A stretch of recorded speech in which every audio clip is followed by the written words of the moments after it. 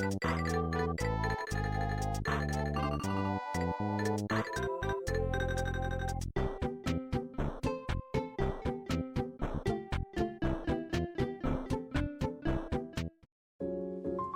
here we are, with Gunsmith Simulator. I hardly know her. But congratulations, Ran, for being first. It's not May who's first. May is actually Frist. So congratulations to Ran for being first, and May for being Frist. Truly the Frist of all time. So, as some of you may know, I have been getting skill issued hard in terms of learning about guns, because I have somewhat recently acquired the gun autism. And what that entails is learning about guns. So, this game, Gunsmith Simulator, went on sale recently, and I'm like, you know what? I'm gonna try it. Allegedly, for people who actually do have gun autism, TM, this game gets many things wrong. And as someone who doesn't know too much about guns, I'm not gonna know what are the wrong parts, which means that I get to learn misinformation firsthand. Let's fucking go.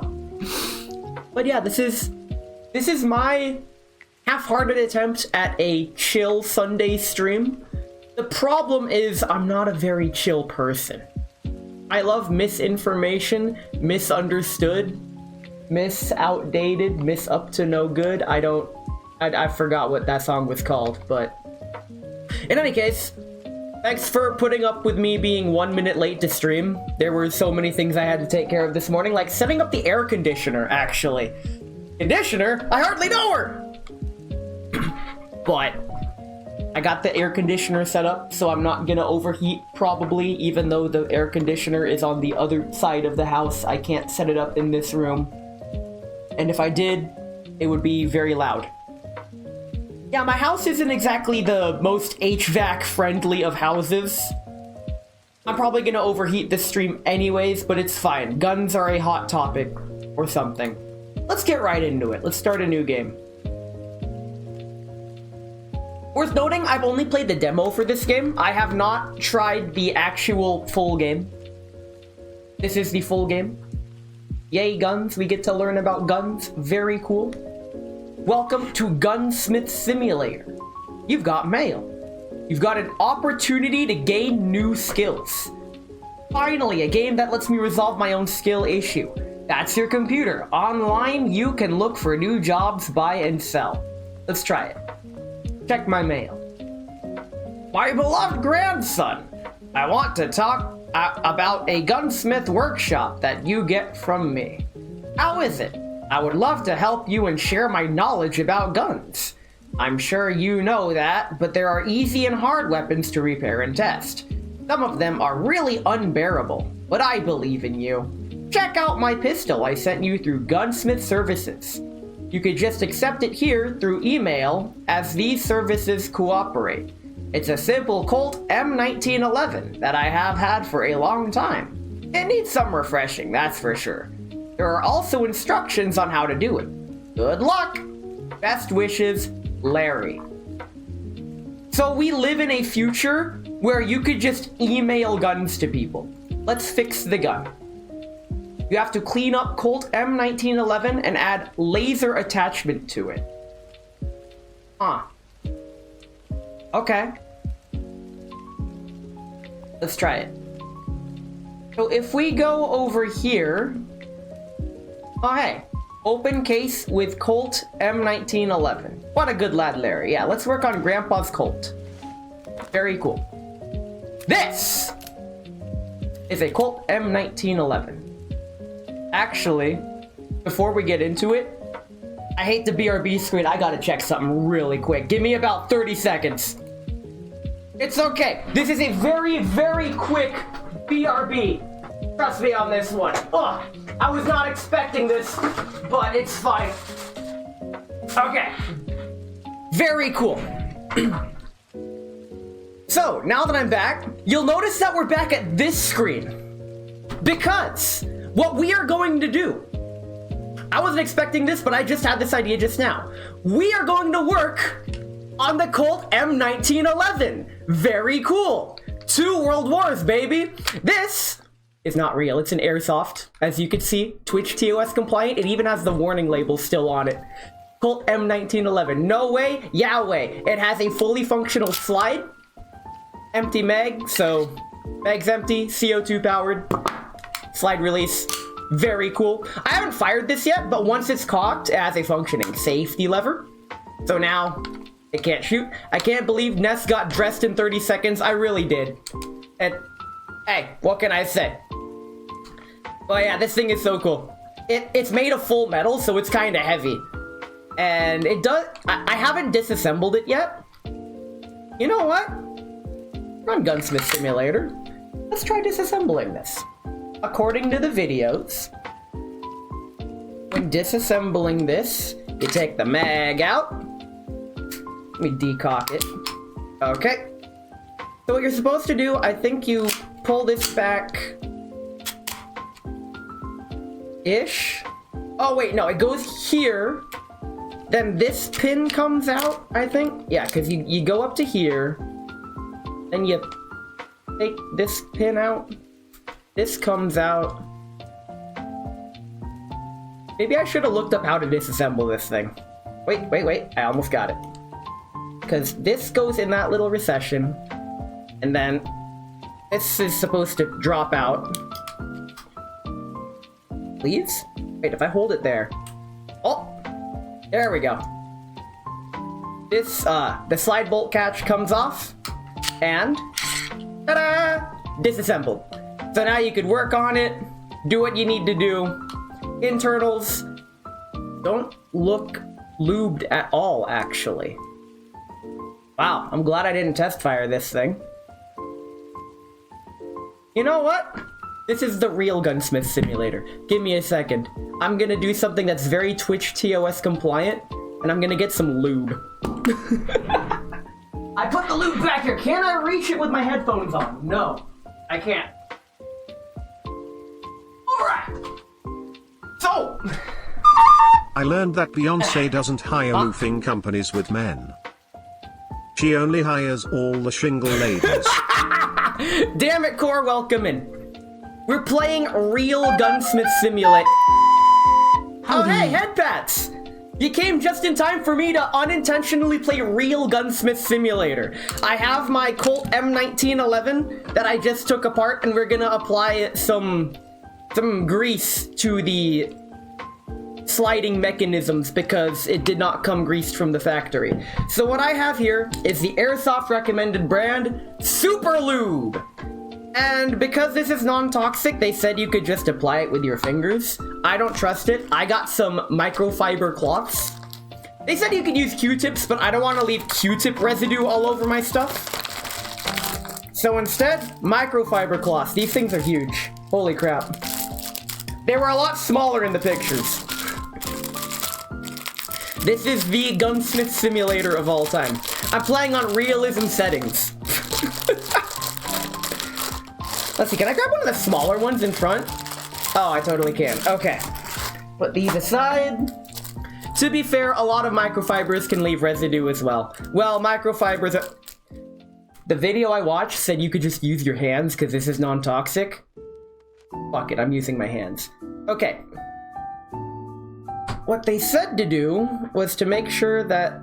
Can I remove the spring and barrel? I'm going off of memory here. I'm not sure if I should remove the barrel assembly, or if I even can because the orange tip is firmly affixed.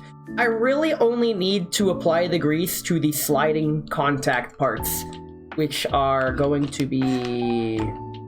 I put that back on. How do I put that back? Does it slide? Yeah, it slides back on here. So that would need to go... Oh dear. That's not gonna go, right? Wait, that goes back down. Very cool, okay. So pretty much all of that needs slide grease. Yeah, I can do that. Use hands to apply and microfiber to clean off hands. That's a good idea.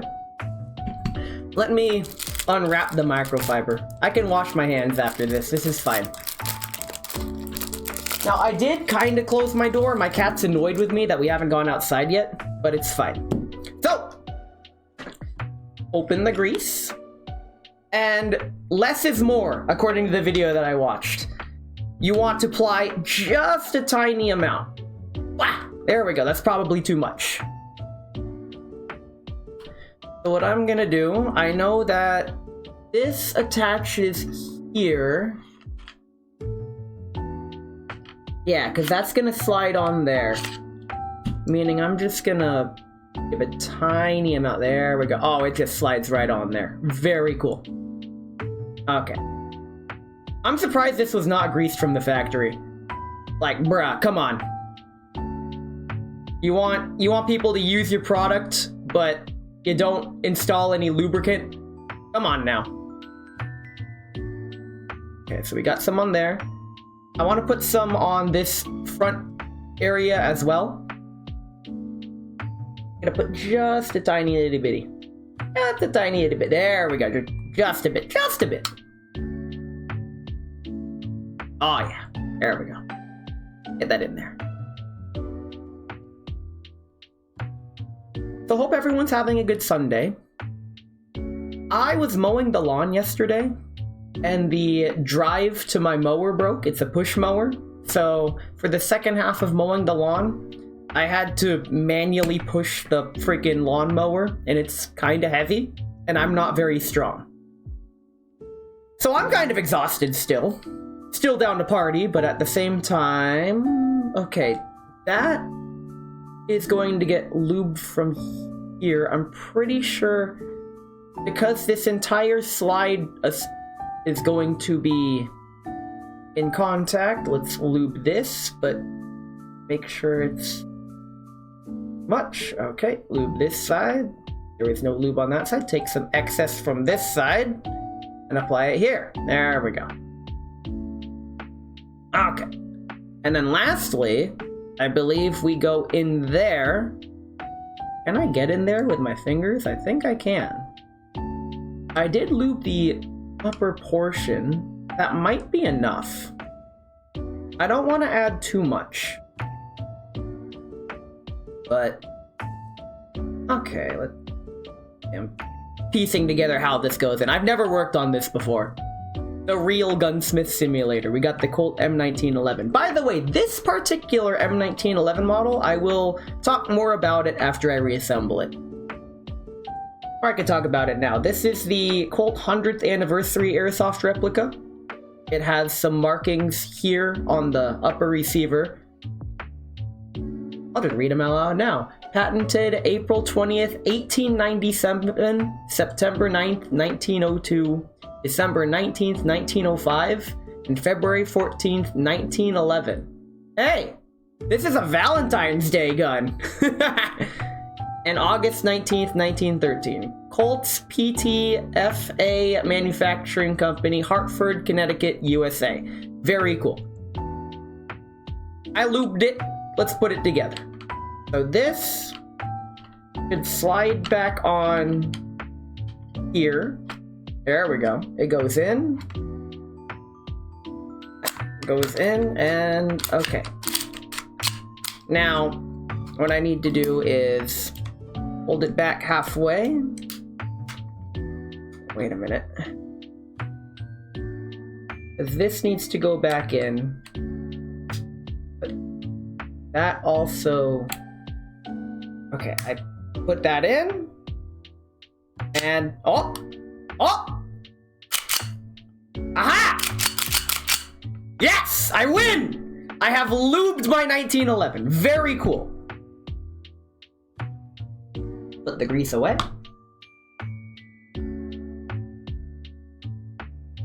Alrighty. So, Colt M1911.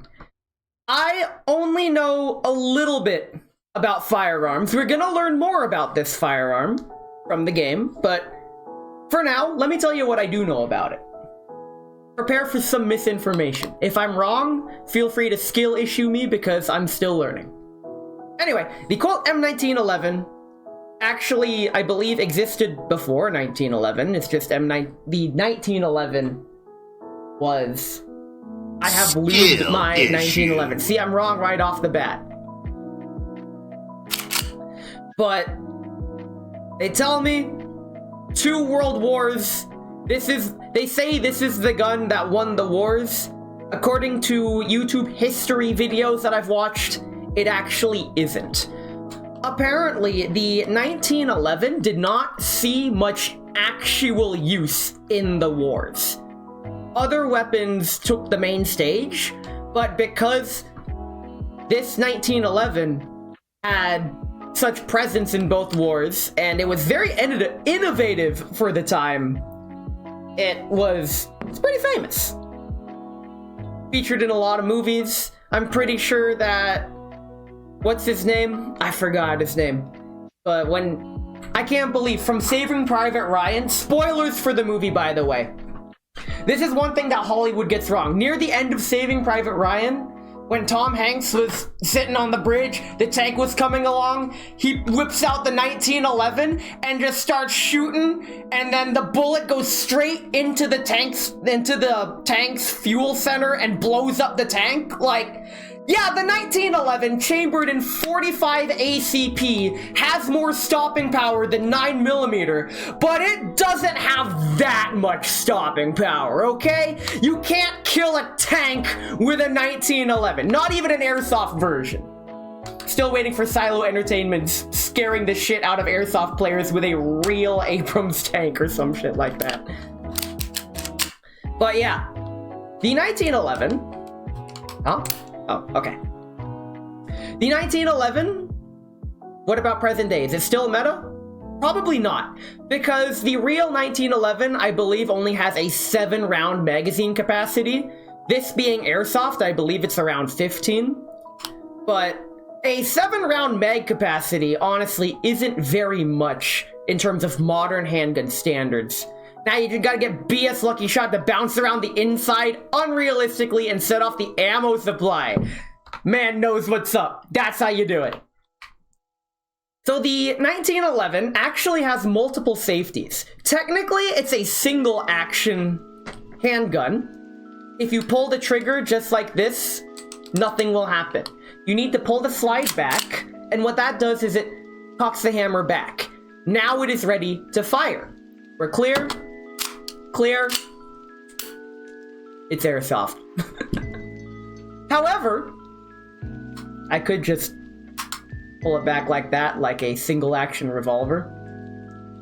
But on this particular model, the safety only works. This is the lever safety here. It's on this side.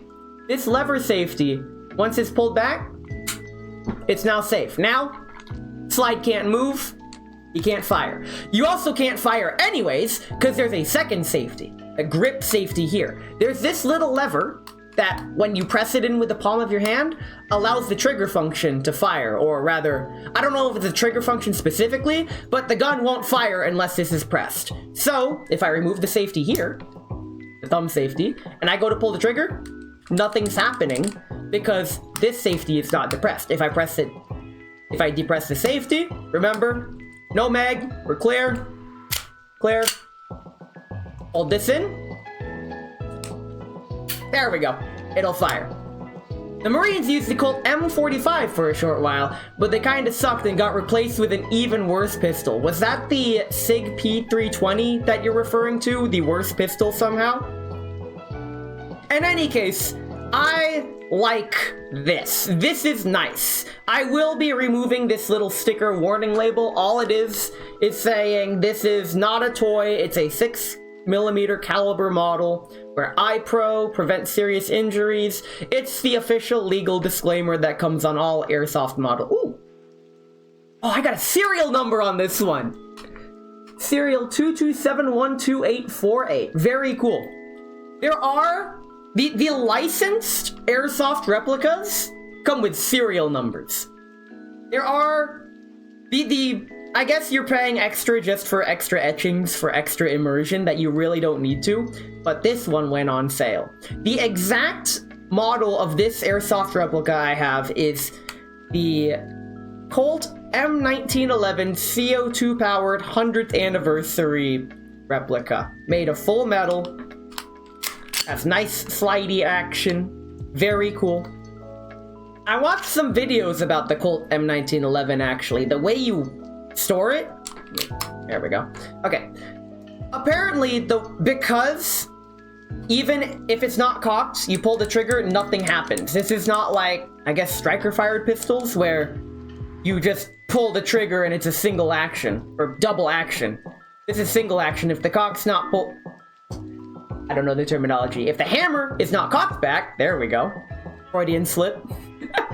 Then it won't fire. It has to be chambered back. So, how you holster this, ready to fire, technically one in the chamber. We're clear now because it's not loaded. But you engage the safety, thumb safety, and you holster it. I don't have a holster. I have a pocket. Is that a 1911 in your pocket, or are you just happy to see me? PK firearm.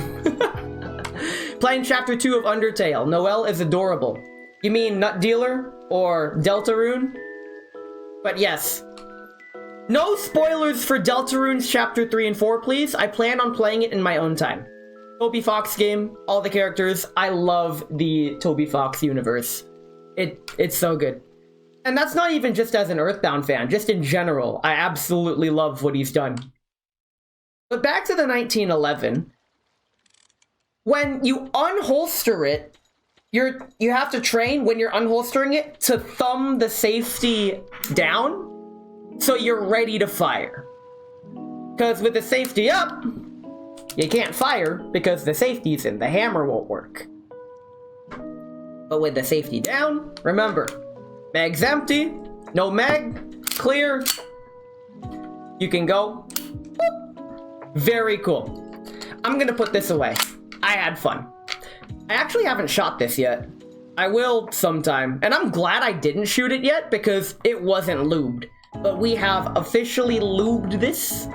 Need to be quick with the thingies. Yes, you do. In any case, let me put this back on. And we will be back. And we will be working on a virtual M1911. And see how different a real firearm is compared to the airsoft gun that I just showed off. Ah! Get in there, get in the box. Please. I have a stream to do. Oh, this box is being finished. Come on. Local man cannot close a freaking box. Very cool. Okay. Gonna put this here, put that there, wipe off my finger, and we are back to the game. Okay. Before we get too into the game, today's tea is lemon ginger, and I'm gonna take a sippy. Alright, so, the M1911 by Colt. A semi-automatic pistol using the short recoil principle in its basic design. Developed in 1911 by John Browning, its simple construction made it so it is widely copied. It is believed that Colt M1911 was the best short weapon in its time. I believe it. Let's start working on this thing. Okay, so we have the 1911. Here we go. Now, we can do some modifications. They want a laser on this, so we're gonna put rails on it. Okay. We'll mount some rails, but first we need to disassemble the gun. Let's see, let's remove the magazine. Okay. Let's... Camera settings. Oh, sweet. Okay, that's up, down, forward, back. Okay, much better.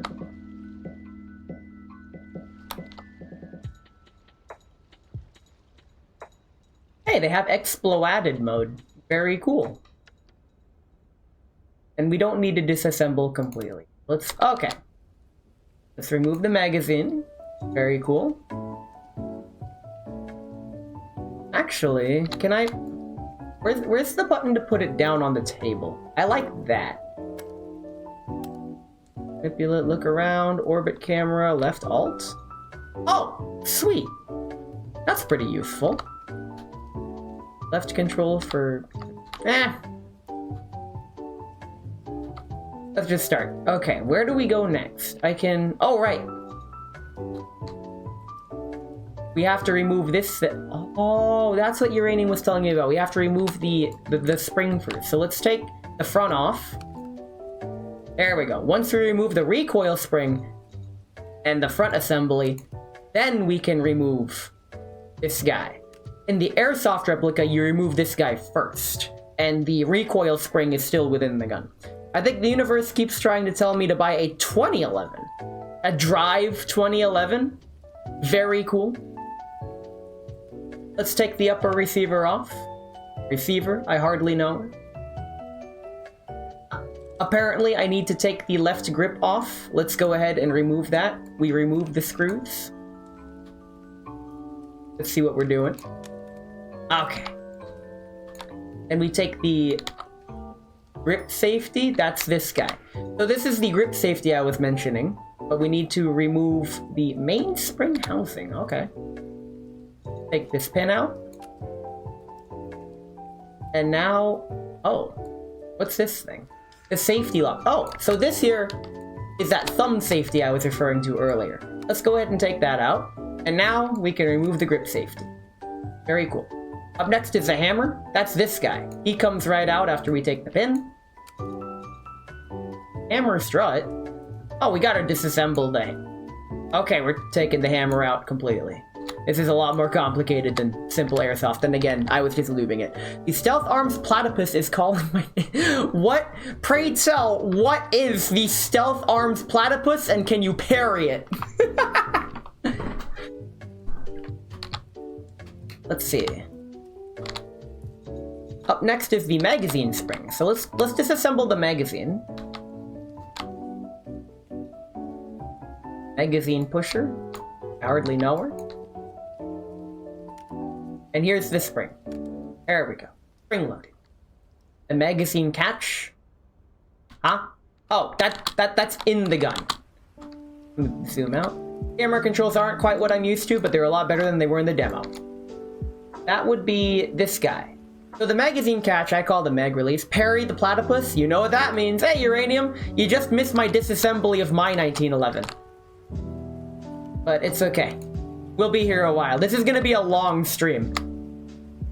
By my standards, at least. I actually scheduled this stream to be 4 hours or so. I'm taking my time with it. This is my vacation time. I had a long week. Sear?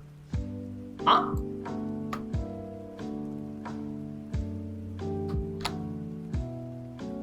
Sear? Oh, Sear Spring is part of the Sear. What is this? What does this do?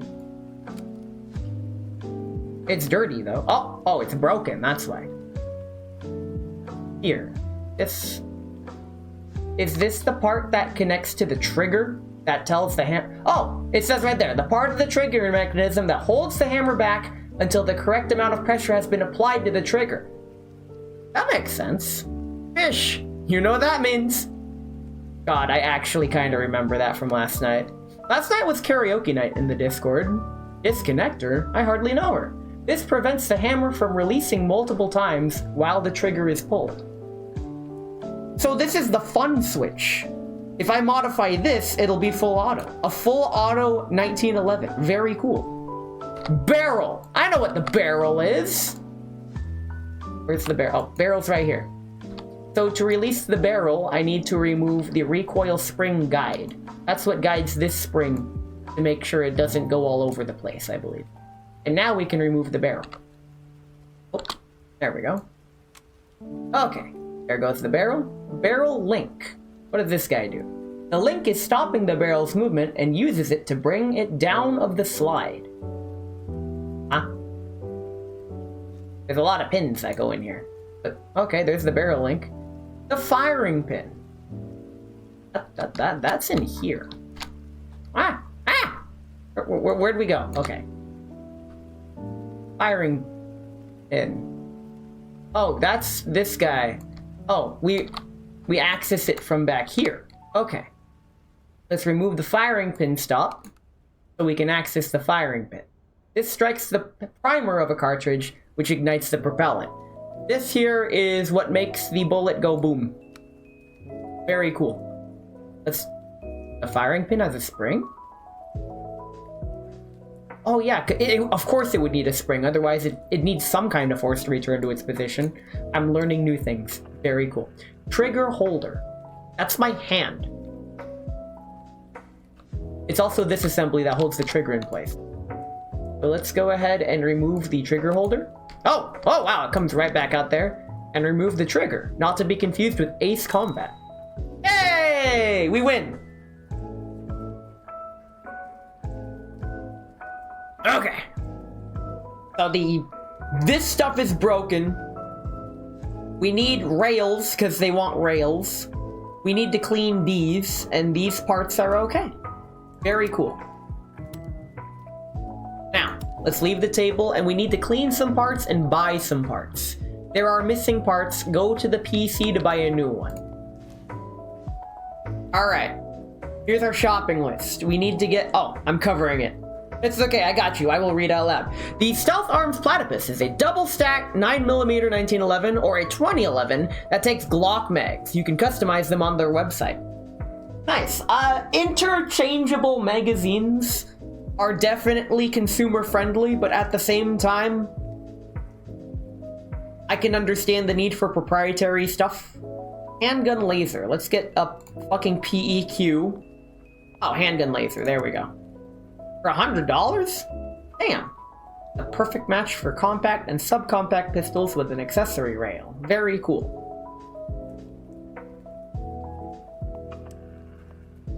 We got our laser. Up next, when we go to stock and barrel, let's look for pistol stuff. Very cool. We're going for a... You know what? Let's do that. We need a hammer strap.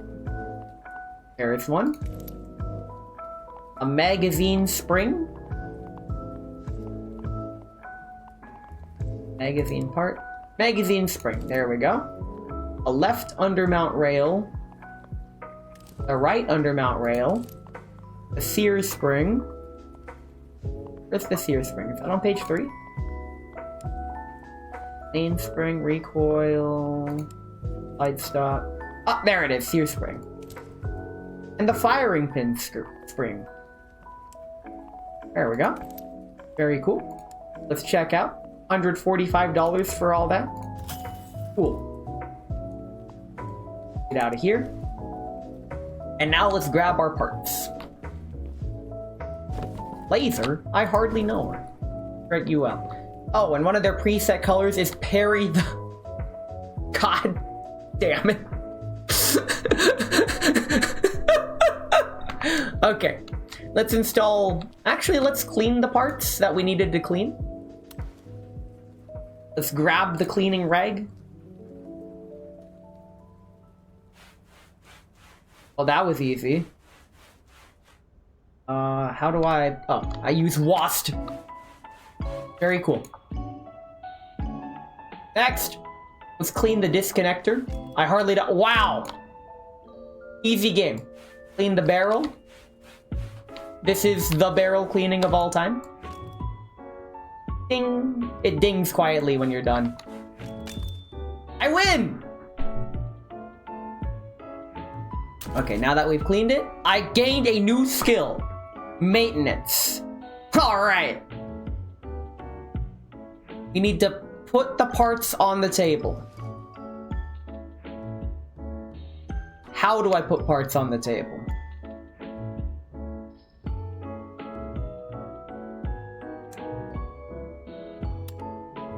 I have to do one at a time.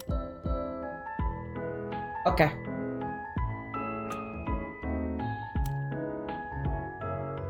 This is fine. At least it's laid out nice. Okay, so this is broken. Okay. I have put the parts on the table. I now get to prepare for oil.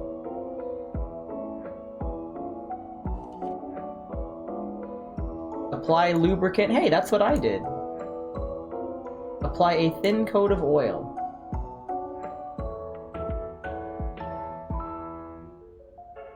A very thick coat of oil. Very cool. Like we get to do it for real. Whoops. And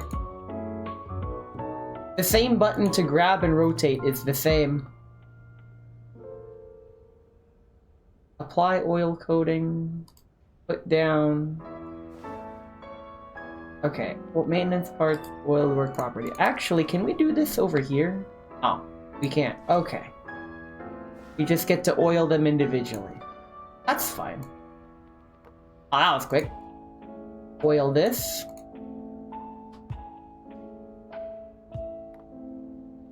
Oil this. Oil.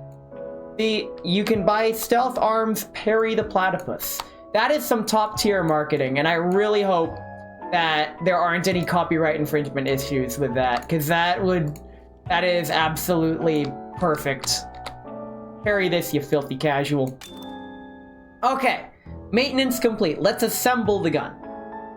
Holy crap. Okay, assembly time.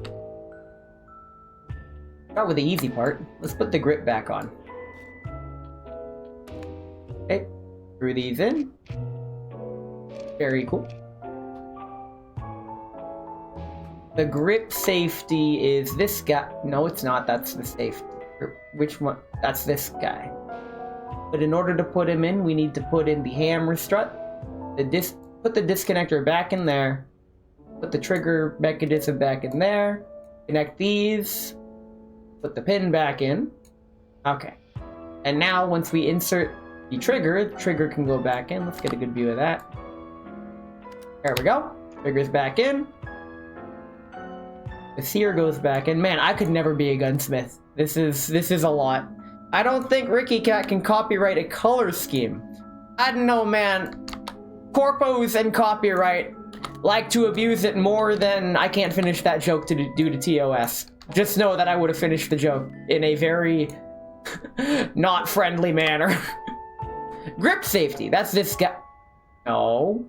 The grip safety is here. This is the thumb safety. He goes in the back. Then I put this back in here. Very cool. The safety mechanism's complete.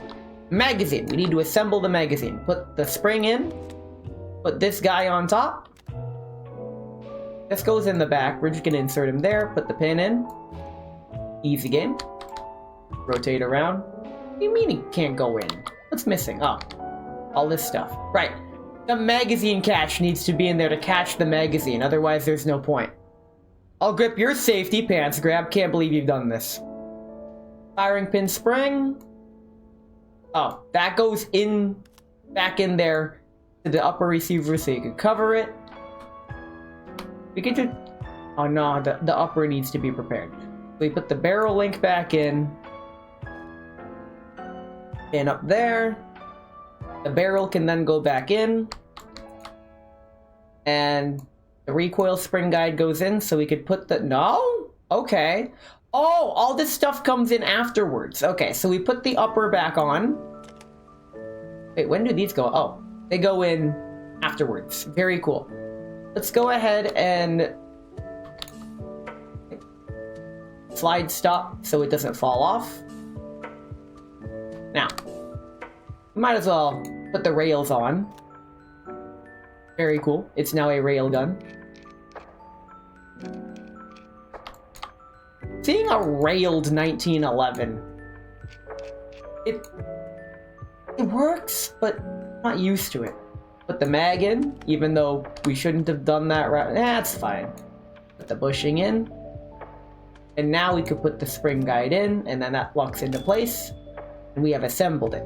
Finish working and take your gun. Congration! I unlocked configuration. Very cool. Now I need to go to attachments. That's over here. Let's customize. Where is my laser? I hardly know her. Seriously, where is my handgun laser? Like, actually. Oh. There it is. Hold to attach laser. And it slides right on there. Picatinny, baby. I got a new skill. Customization. Very cool. And send back to the client or test shooting in range. Let's take it to the range. Let's try it. Let's open the truck. Put the gun in. And let's go to the shooting range. Oh, there's CQB. Let's just go to the range. I may be ready or not, but ready or not, Lamau. I S-ranked the base game of Ready or Not, so I can say I'm kinda ready. Or not. Welcome to the shooting range. Press right click to aim, left click to fire, F to change selector or safety. If you bring more guns, you can. Some guns have variable iron sights or a scope. Switch with middle mouse. You are not limited to a certain amount of ammo. You can check how much you've got. Oh, sweet, infinite ammo. If you forget key bindings, they're covered by your gamer chair. Okay. Let's run with a gun. Okay, we're on safe now. Where's the target? Let's get a target. 20 meters, sure, why not? Yeah, there's some target. Okay. Safety off. Aim. I win. No, I don't. That is an 8, not a bullseye. Let's see, can I... Oh, it's kind of sensitive. Oh, wait. Same spot. Okay. What if I aim a little lower? Almost a bullseye. So if I go... Close. Aim just a little bit lower. You have to aim lower on a real gun too? I've never fired a gun before. Bullseye! Yeah! I win. That's 5 shots. I'll take that. We take those. Okay. Let's reload. Very cool. Let's safety it again. And we're good. Actually, no. Let's hip fire mag dump. Oh god. That was awful. That's fine. Let's head back to the house. We're good. We can go back to the workshop. We're done.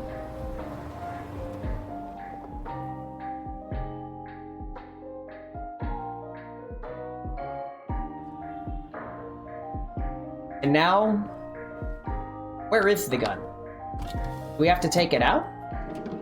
Yes.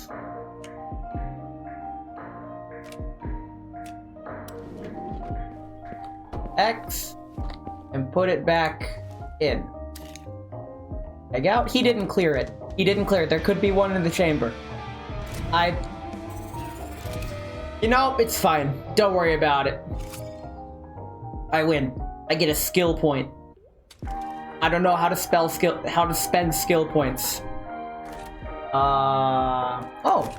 I know it auto-saves, but we could just save it manually. Now you can send repaired gun to client using your PC. Skill issue. It is a skill issue for skill points. Gunsmith services. Send back. I win. Immediate email. No one replies to emails this fast. I got your Colt. You mean your Colt? It looks wonderful. I'm super happy you managed to pull it through. I will give you some more weapons to work on in the future. Let's hope you will manage to work it out. Good luck, Grandpa Larry. Very cool. Let's see what other things. A broken Glock? May I present to you a king of pistols.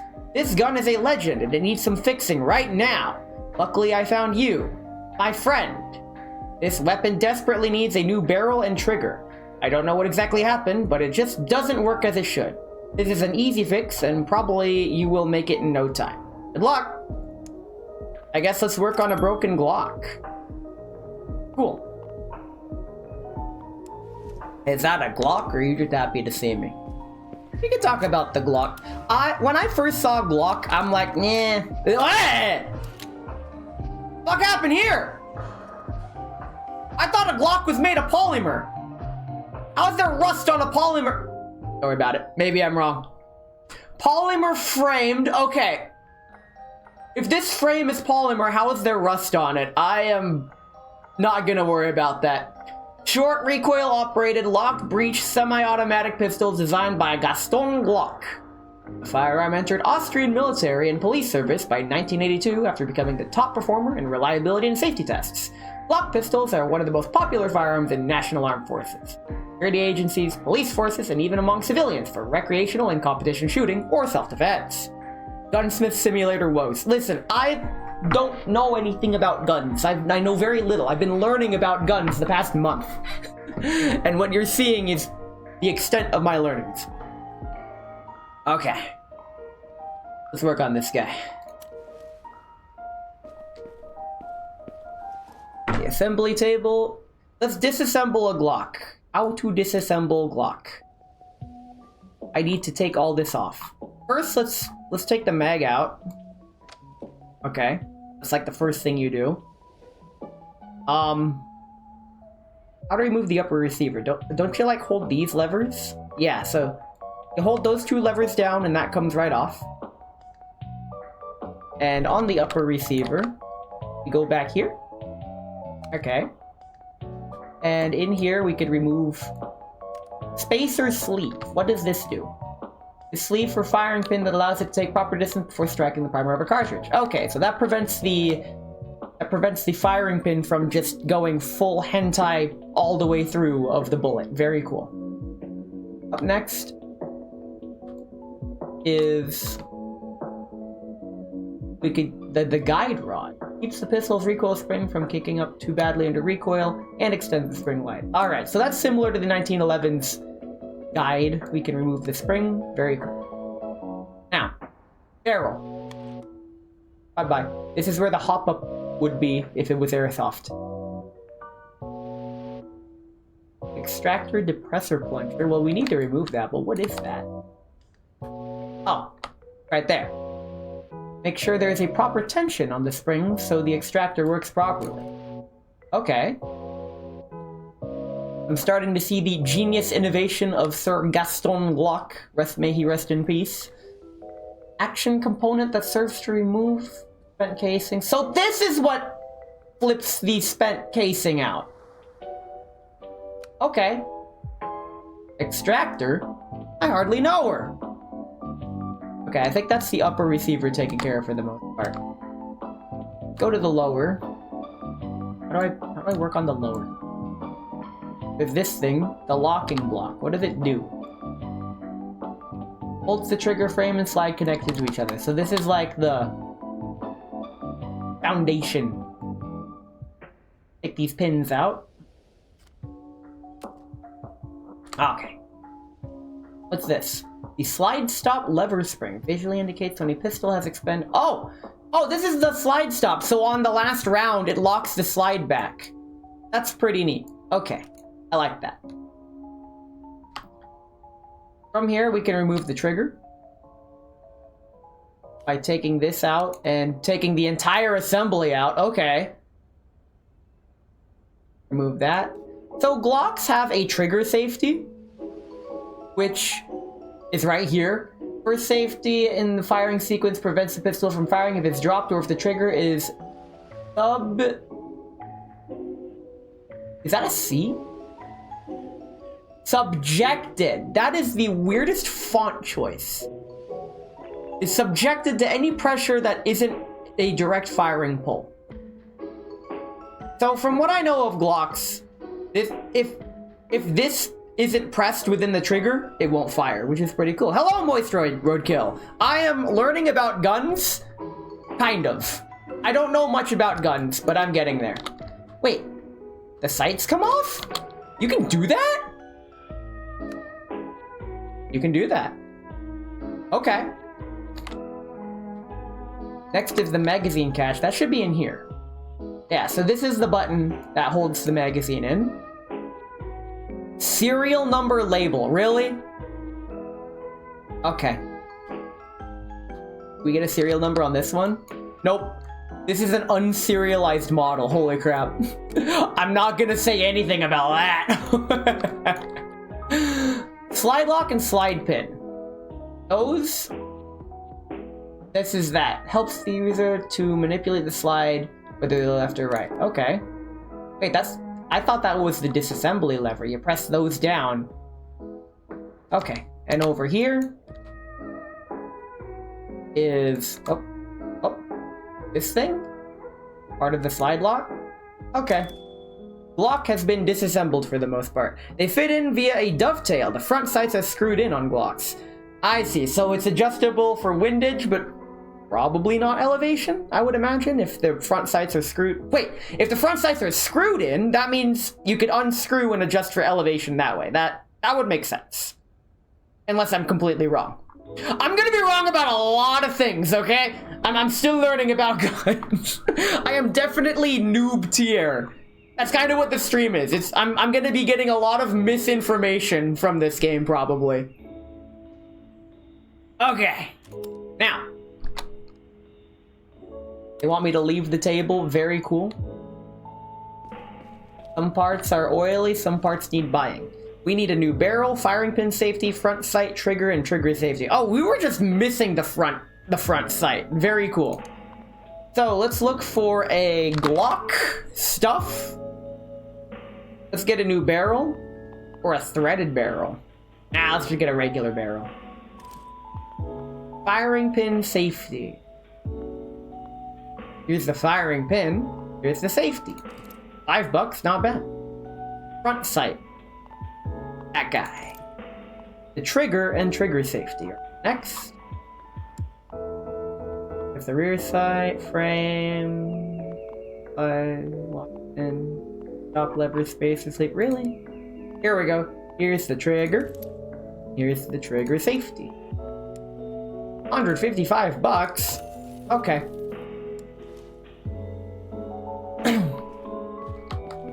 Let's clean the frame, slide, and guide rod. Man, trying to go from fucking guns to fucking with guns. Yes, actually. I did my girl's frontline dailies already. Alright, a polymer housing. Oh, that looks a lot better already. Let's see. Ding. Is the Glock slide made of metal or polymer? I'm not sure. I'm getting mixed reviews on each. Slide is metal? Okay. That's pretty cool. Because I've been told the Glock is polymer, but I'm not sure what it is. So the lower is polymer, the upper is metal. Understandable. The slide has to be metal. I mean, you could do a polymer slide. It'll break. But hey, for at least one shot, you might get a shot off. Grab to interact and swap. What do you mean? Oh, I have to get my stuff. Great. Okay, now we can add it to the table. Oops. Let's go ahead and add the firing pin. Go ahead and add the front sight. We are going to replace the barrel. We're going to replace the trigger and the trigger safety. Ta-ding! And now we get to clean. Cleaning time. We add pleats. Can I apply the oil? Okay, apply oil coating. Do I add it to the top? I have to add it inside. Oh. Okay, that works. And let's take, this is the barrel. We oil the barrel on the outside and inside there. And now we reassemble the Glock. Very cool. Okay. We could put the rear sight back in. That should slide right in. And thank you, Moist Roadkill, for telling me that the front sight just goes in right there. And it does screw in. Yo! Facts! Yeah! Okay. We do a little learning. Let's go. Okay, now the extractor has to go in, but first we need to put in the firing pin safety. That would go in, like, it just slots right in there. Oh, there's a little spring in there too. Okay. So then, oh, it blends in with the can. the extractor. Otherwise, you'd have to reach in and grab a fucking red-hot bullet right after you shoot it. Not recommended. Then we could put the extractor depressor plunger. That just slots right in. Then we cover it. No, we don't, because there's still other things we need to put in. Like the firing pin.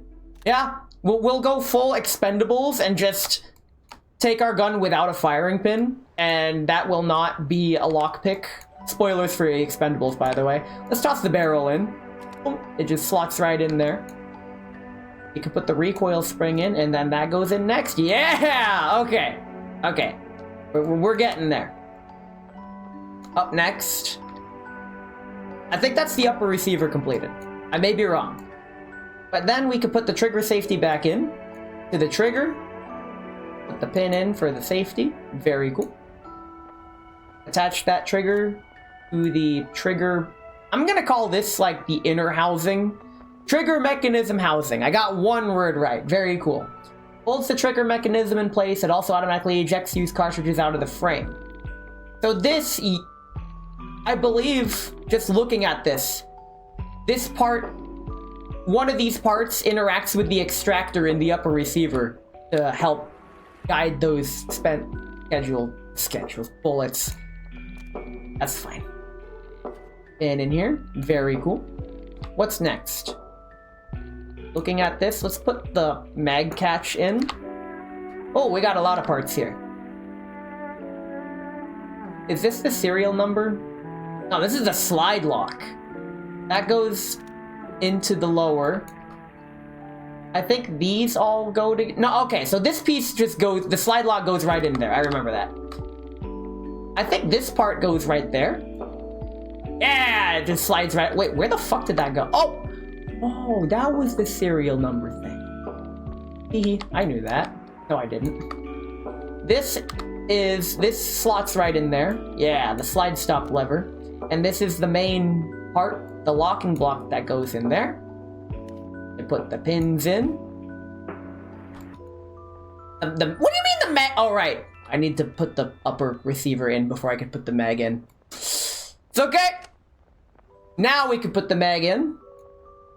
Ta-da! Lock. Very cool. And then we could take this out to the range after a Bezos break. So when we get back from our first Bezos break, in about 3 minutes, we will be demonstrating a Glock in action at the range.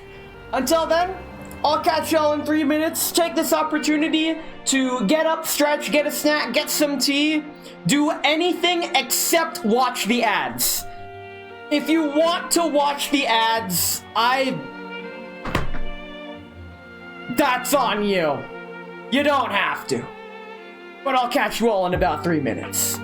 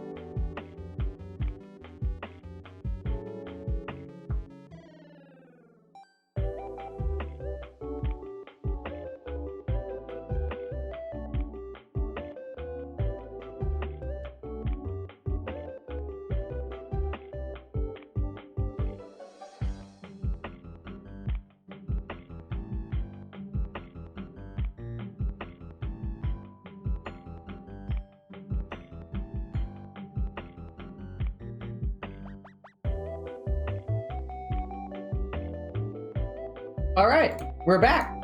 And like I said, when we get back, we're gonna be demonstrating the Glock 17.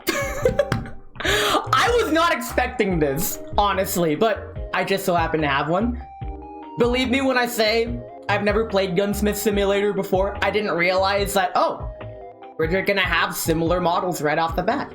This here is the Glock 17 CO2 powered airsoft replica. I believe it's licensed by Umarex or something. I don't know, but it has the Glock trademarks on it. They are kind of hard to see. If I turn on this light here, oh, that is not the right color.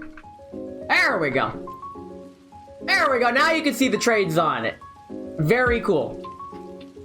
And I even have a serial number, as well as some warning labels down here. But this is the airsoft replica of the gun we just worked on. I haven't fired this one either. I've been meaning to. This is actually a good opportunity to see how much I've learned. So, field stripping this is apparently as simple as holding these two down and... No, wait, no. I believe slide goes back. Then these two come down, and then it comes forward. Aha! There we go. Field strip, very cool. I really like taking these apart. It is very satisfying, and it was greased from the factory. Very cool. I do not need to maintain this. So we're just gonna take this time to turn this light on, and we can look at the internals. So this is what the inside of an airsoft replica looks like. CO2 powered. There's definitely similarities between what we just saw in game and what we have here. For example, we have our recoil spring and its guide. We have the the serial number holder, as well as the main housing. But yeah, I don't need to work on this. It's already greased from the factory. Pretty nice. So the reason I asked the question earlier, what the upper is made of, is because we have a polymer lower, but I have a metal upper. I believe this is aluminum. I want to say it's aluminum, but aluminum is a metal. It's definitely metal. This slide comes right back in, and I believe... Oh, that's nice. Real guns are steel. Yeah, you don't need real steel on a airsoft replica. But with this one, it's aluminum. It has a nice feel to it. It's got like a... That sounds nice. So this is a gas blowback. It even has the trigger safety. So if I put the mag in and I pull it back, it actually locks back because the mag's empty. But let me... Oh, slide release is right here. Very cool. And you saw mag is empty. We're clear. If I pull this, very cool. It has like a satisfying click to it. But if I don't press that inner trigger safety in, it won't fire. I have to press that in order for it to fire. So the trigger safety does work on this. The sight picture is the drop in the bucket sight. Let me see if I could, from webkit, there we go. Very cool. Never point a gun at yourself, but we checked that this is clear, unloaded, empty mag, nothing. This ain't even real, this is airsoft. But yeah, Glock 17. I didn't used to like. When I first saw Glock, I'm all like, this looks all blocky and it doesn't have the same aesthetic appeal as the other handguns I've seen, like the 1911 we saw earlier. But it is very ergonomic. This is a Gen 5 Glock. The Gen 3 and Gen 4 Glocks have integrated finger grooves on the grip that some people don't like. Now, those who know me, they know I'm freaking tiny.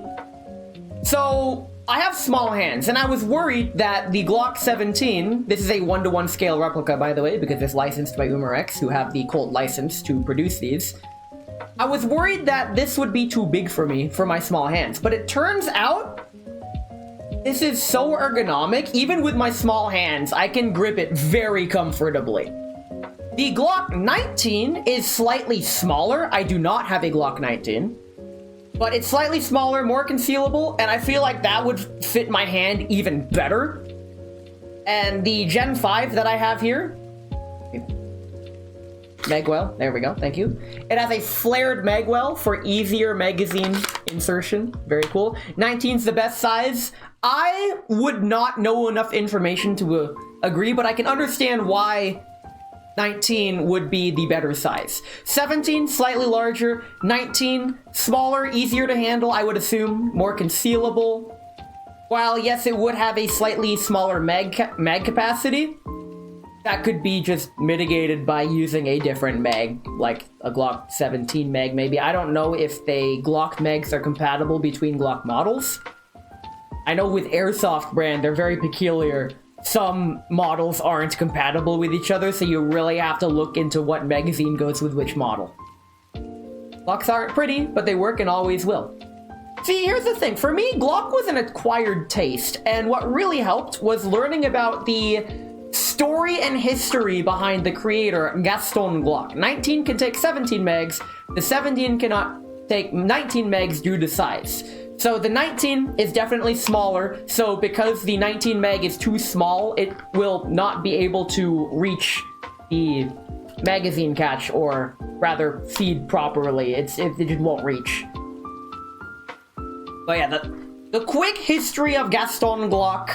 He was a various tool maker. He made tools, knives, shovels, household appliances. Because he had polymer injection stuff in his factory. And I forgot the exact history, but when Austria was like, hey, we need a new standardized handgun, and all the handgun manufacturers at the time were trying to meet all the specs, Glock was like, hey, can I try? And the people there were like, you know what? Sure. Go ahead, let's see what you got. It wouldn't hurt to have another competitor. Worst case scenario, he makes something that doesn't meet our standards and it gets rejected. No harm, no foul. He ended up making a freaking masterpiece. Glock also made the bayonet for the AUG. Holy crap, that is news to me. I did not know that an AUG had a bayonet attachment possible. That's pretty cool. But since then, the Glock 17, I never heard that, but it wouldn't be too surprised. Yeah, Glock is responsible for a lot of products, including but not limited to knives, bayonets, shovels. The meme that I saw in the video was that, here's the headline: Austrian shovel maker defeats all famous firearm brands in making the best pistol in the world, or something like that. Very clickbaity title, but it's not that far off from what actually happened. He basically just did plastics and decided to make a gun. Pretty much. And now there are so many different Glock models that have iterated on themselves. And the cool part about this particular Glock model of Airsoft replica that I have, it has a plate on the top that I could swap out with another plate included in the box that I could mount a pistol red dot onto. I have not yet done that because I actually kind of like how it looks like this. Glock also does horse breeding. You can get the horse Glock for your mare to make a perfect racehorse if you really want. I do not know anything about that. But Glock, ladies and gentlemen. Damn it, I was beat to the joke. Perfect. In any case, Glock 17, pretty good. I'm going to go BRB really quick so I can put this away. And then we'll get back to demonstrating what the Glock can do in-game. Now, oh, right, I gotta take the magazine out. Put that back in the box. Put that back in the box. Put this back in the box. Very cool. So the Glock has a trigger safety, so it doesn't actually have a safety lever. I try to store my replicas on safe if I can, even though I know they're not loaded, you know, just in case. But here we are, back at the I clicked back into the game and it fired. Right. The trigger safety. There's no separate safety mechanism. That's the first ND of the stream. Very cool. Expect a lot more. Running with guns. We're running in gunlets. Shot one bullet, reload. We are Call of Duty gamers. Let's get some targets. Okay. The sights aren't painted. That's fine. Bang. Okay. Wait, will the recoil put me up here? Oh, it will. So the recoil goes down, so let's aim back where we were. And... nope, not quite. Oh, that's sensitive, that's sensitive. Bonk. Almost. Bullseye. Nice, we got it. Very cool. Block.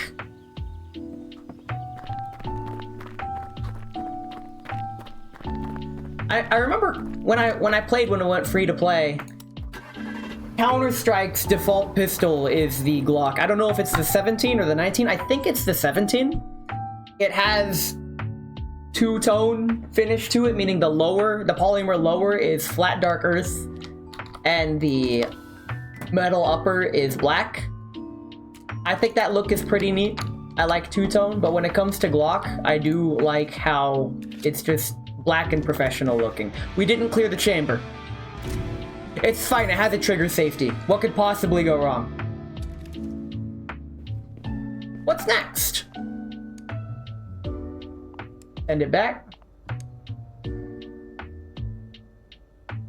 Nothing? Okay. Skill issue. Broken sights on your Garand. I call it Garand. Some people call it Garand. I'm gonna call it Garand. Good morning. I have a rifle with damaged sights. You may not believe it, but I think it was because I dropped it when I was packing my stuff because I moved out from my current city. Luckily, I found the service and I hope my weapon will be fixed fast.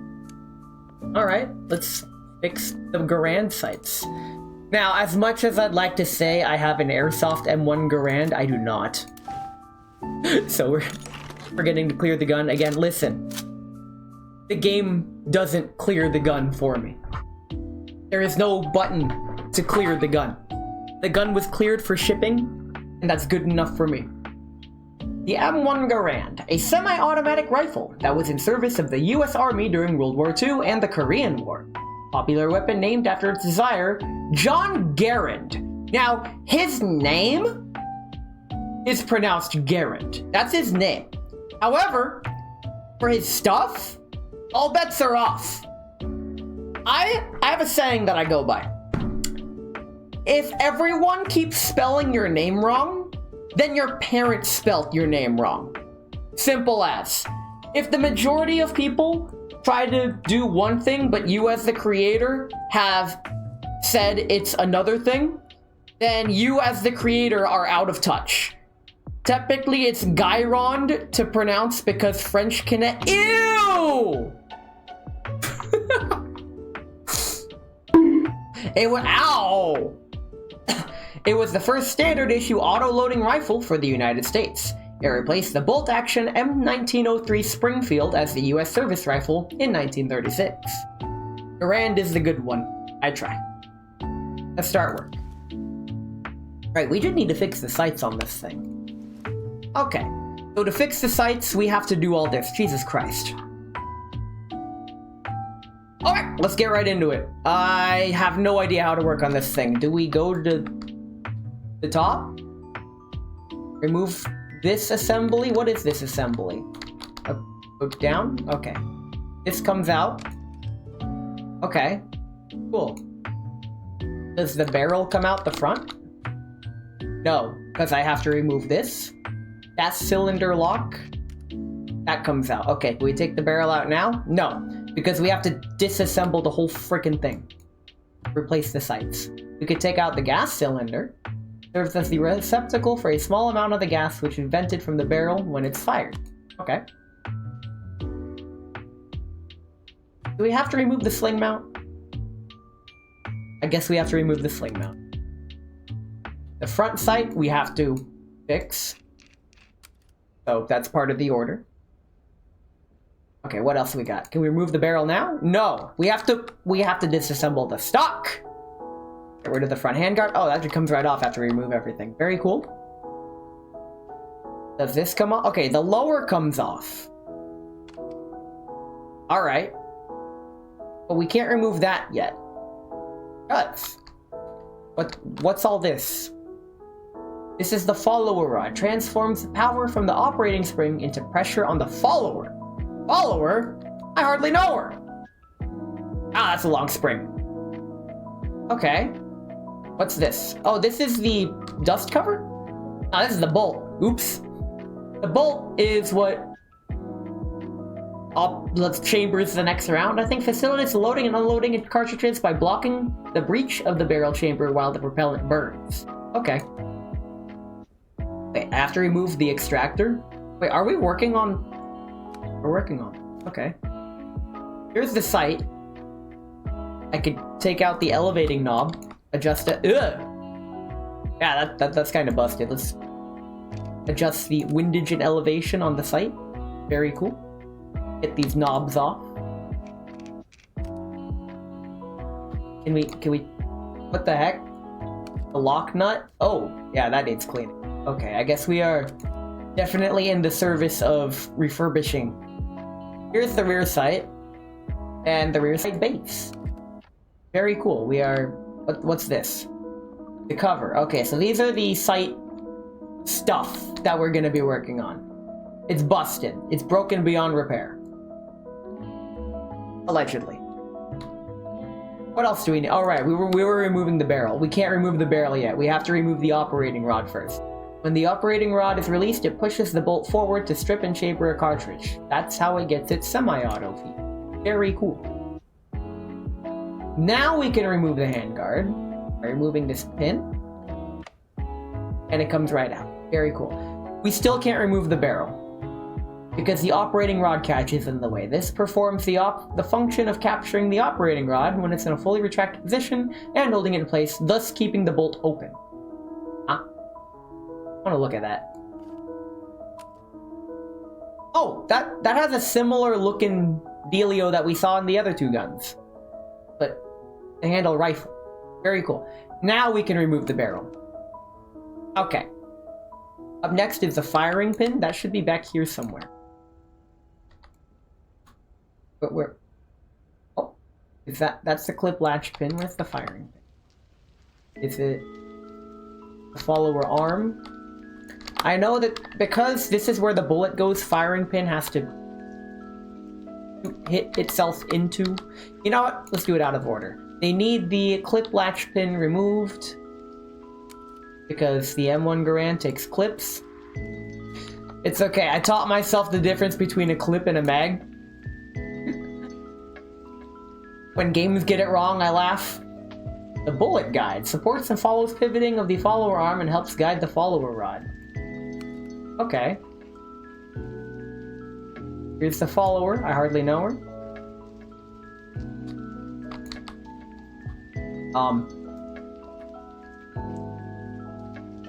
We didn't really work on that. Oh, this stock ferrule, part of the stock. I guess that comes off. Stacking swivel. Oh, that's the sling point. I don't know why we're removing the sling points, but I guess we're removing the sling points. So, fun fact on airsoft replicas, because real wood stocks have a compartment in here to store whatever, this is the battery compartment for a lot of electric airsoft guns. So you open this swivel and the battery's wired through here. I really like that. Okay, and remove the sling point. And last, and certainly not least, is the firing pin. Where is it? In here? Oh, of course it would be within the bolt. I am a Oh, hell yeah! We doing morally gray weapon modifications! Welcome in, party bus! This is a rare Sunday stream. As you can see, I got the lo-fi, and I'm chilling. This is a very chill stream if you set the volume to 2%. But welcome in. We get to leave the table and clean stuff, but first let's buy things. We need the front sight, rear sight base, rear sight, and the rear sight lock nut. Okay, so we could look for grand sight. There we go.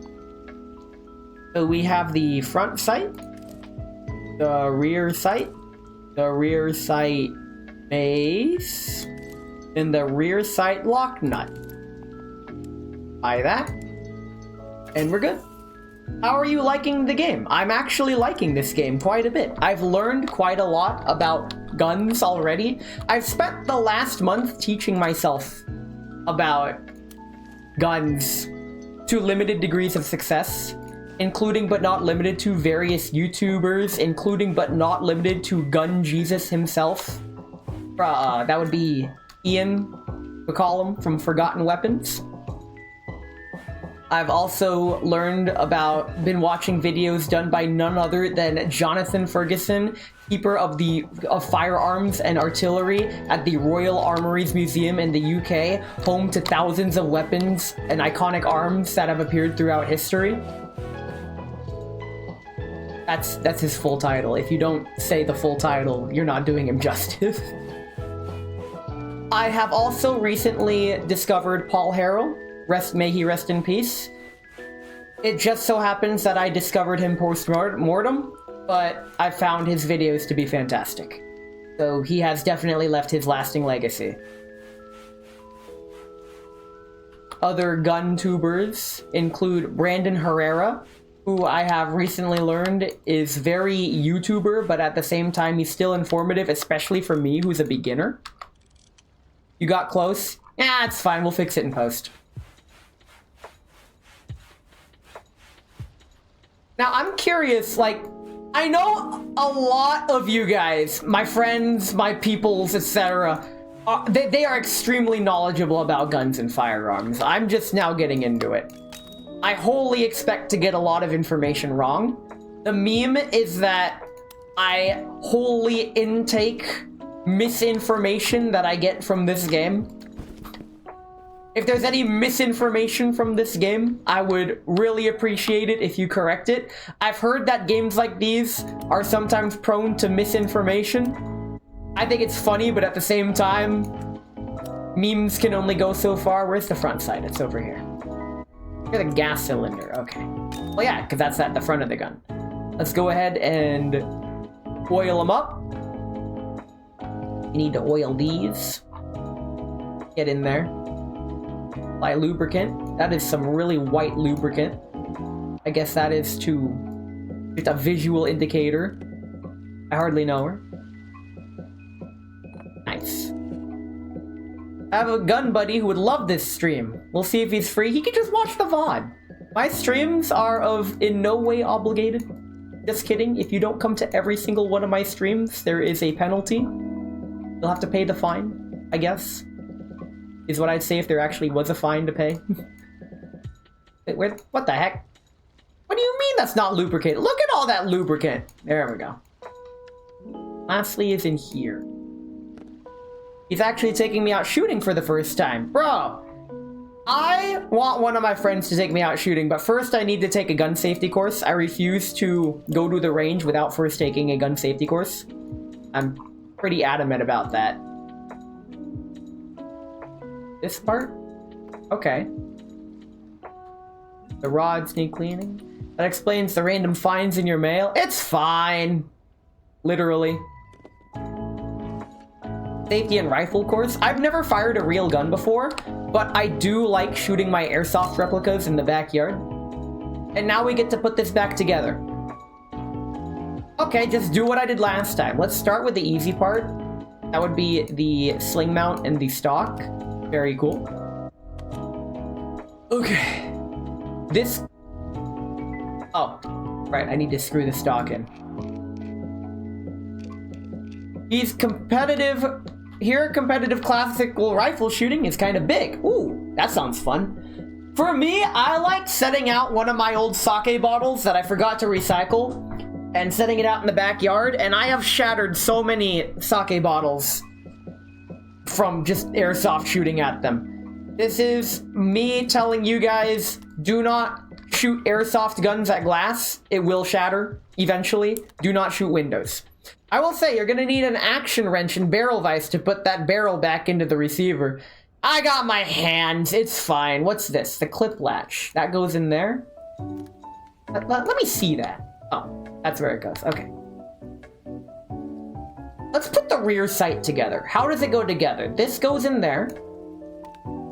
And then this no it doesn't. This goes in, then that goes in there.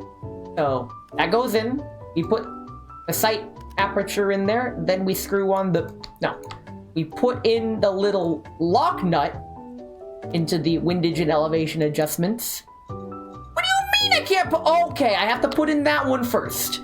The rear sight pinion elevator, I hardly know her, and now we could put these on. Okay, there's an order of operations.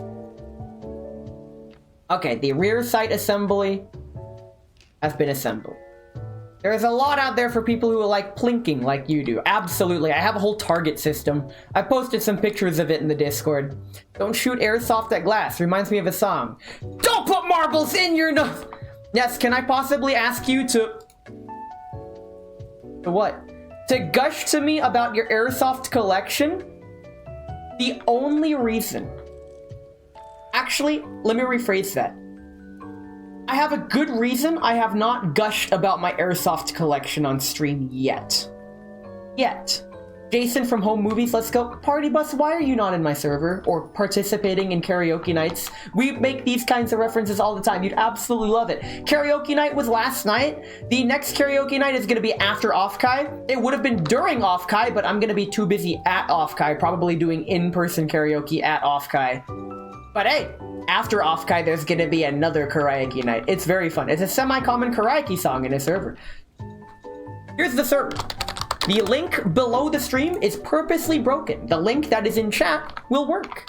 If you're patient enough, you might like PRS. What is that, like PBS? Personal Rail System? I'm not sure what that refers to. Let's put this gun back together. I have so many parts. Let's see. Can I'm gonna take a guess. I'm gonna put this pin back in. Yeah, this is the clip latch pin. It goes somewhere in here, I think. Right? Yeah, it goes in there. Up next, we put this no, we don't. This is the bullet guide? I thought that was the trigger. Oh, the trigger is down here. The bullet guide goes in here because this is where the clip comes in. And then, that doesn't even go with that. I have learned nothing. It's fine. Wait, these aren't even inserted yet. Let's put the front sling point here. Or wait, there's 3 sling points? There's 3 sling points. I am not observant. Very cool. The follower. Does this go up here with that? Yes, it does. Nice. It goes in there. The follower. I believe that's what helps guide the bullets where they need to be. Then this goes in here with that, the follower arm. Of course the arm would go with the follower. It follows the follower. What the Do we put the barrel back on now? Yes! We put the barrel back on now. With my bare hands. Nice. And then we could put the top part on, the rear handguard. Slides right in. Put that pin in there. Very cool. And then, this is the operating rod. It goes on the side? Okay. Very cool. I am slightly miffed that there is no M1 Garand in Girls Frontline 2. But a man can dream. They are still adding dolls to Girls Frontline 2, and I'm very happy about that. They already have some of my favorite dolls confirmed. Like I've said it before and I say it again, I am going to lose my shit when Perry MP5 gets added. I will make so many Perry the Platypus jokes, it will never be funny. There is nothing funny about me overdoing Perry the Platypus jokes, but that's not gonna fucking stop me. Let's put the front sight in. We put this in first, and then this goes on top. Oh, wait, nope. We slide that in. And then we put that on top. Yeah! And it bolts into place. Very cool. Up next is this thing? No. Oh, wait, that's not even in there. Optical illusion. Let's get the spring guide in. The follower rod that goes with the spring. This helps the operation. I haven't looked at Girls Frontline 2 yet. Is my true love Fal in the game? She is not. She's in Girls Frontline 1. A fellow Girls Frontline enjoyer. One of the biggest reasons I got into Airsoft Gun is because of Girls Frontline. Let's get the stock on there. Nice. Assembly complete. Let's shoot it. So Call of Duty told me that this gun pings every 8th shot. Let's see if that's true. Precision rifle series or precision rifle shooting. Take your pick. That sounds fun. I am about as accurate as a stormtrooper, not helped by how I have not really... I've lost my train of thought. Okay. Does this have a safety? Yes, it does. No ND here. Where is the safety? I don't know, but let's go 50 meters because we're using a rifle. Oh shit. Okay. Oh god. Hey, that wasn't too bad. Try again. There we go. Okay. That was almost bullseye. We were so close. We were like right there. Every day, every night. I missed! What the fuck? You know what? We're just gonna fire off the last 4 shots and hear that glorious ping because that is the ASMR for the boys. Okay, that wasn't it. This ain't it, Chief.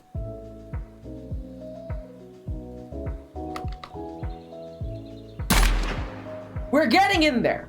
We're getting there. I would really like to go to a rifle bullseye with 1 shot left. Let's hit fire that last ping. Yes! Very cool. Now in Call of Duty 1, you can't reload this. You have to expend the entire clip. But you can do that. Very cool. Put it on safe. Let's head on back. We managed to get bullseye within 1 clip. And this does use clips. You don't have to clip. It's fine.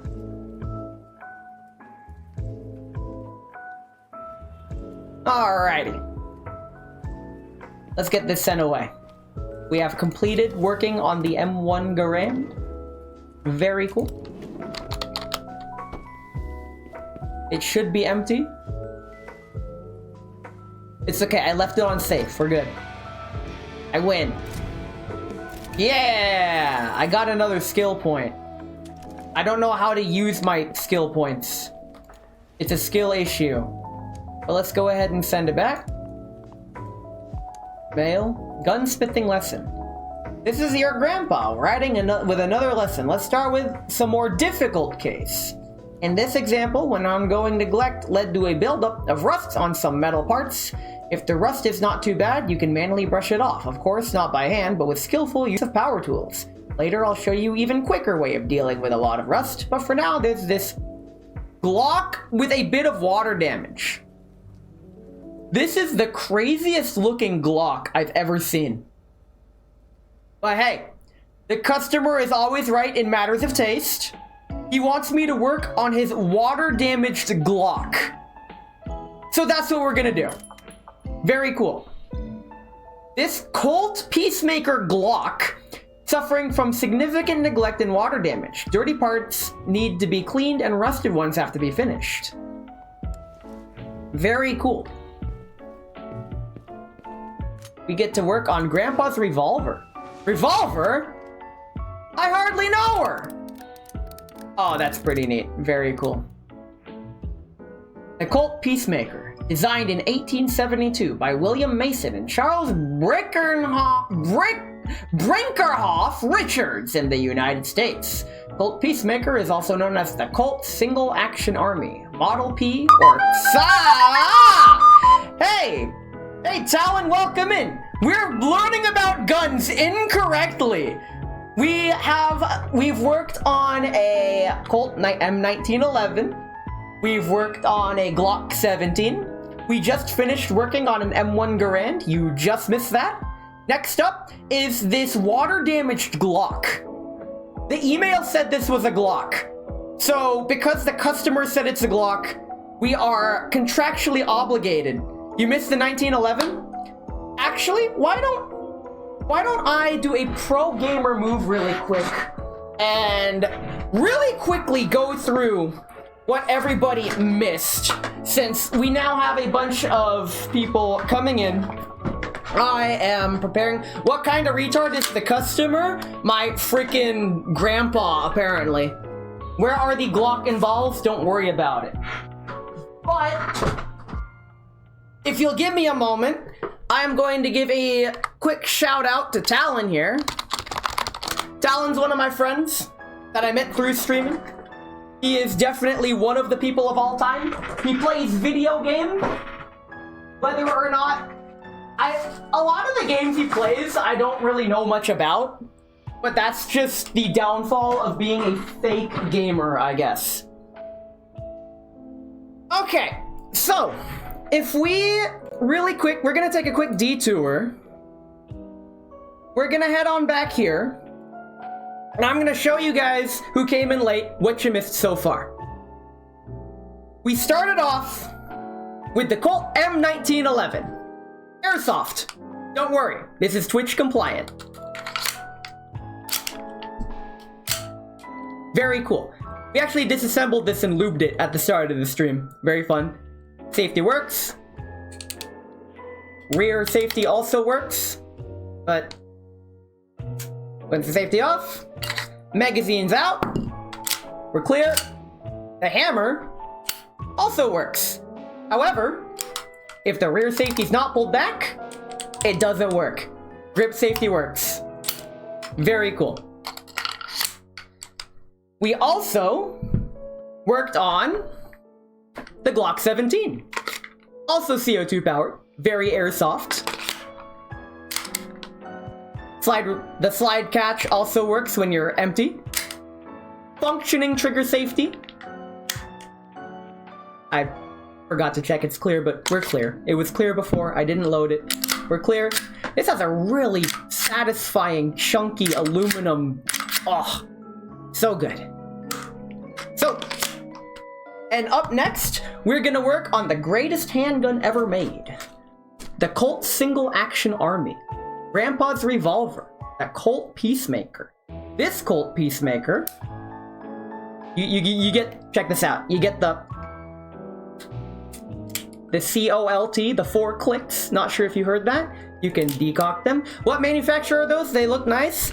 I believe both of these are, I want to say they're licensed by Umarex. The Umarex Elite Force brand, because they have all of the licensing and trades on them where they should be. Right, I didn't actually show off the trades on the 1911. I just read them out loud.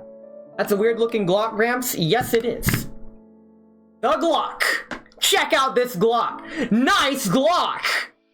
And the cool part, this is the Elite Force Smoke Wagon Revolver. It is also CO2 powered. You put the CO2 cartridge in the grip. And the neat part about this, the only part I don't like is that the cylinder rotates clockwise when I believe it should be rotating counterclockwise. However, when you open the bullet catch, this rod works and it ejects each bullet. You put the airsoft BB in the back, you load it up, close that, you're ready to shoot. I love this thing. And the best part, it's made of full metal. You could spin it. I love spinning this thing.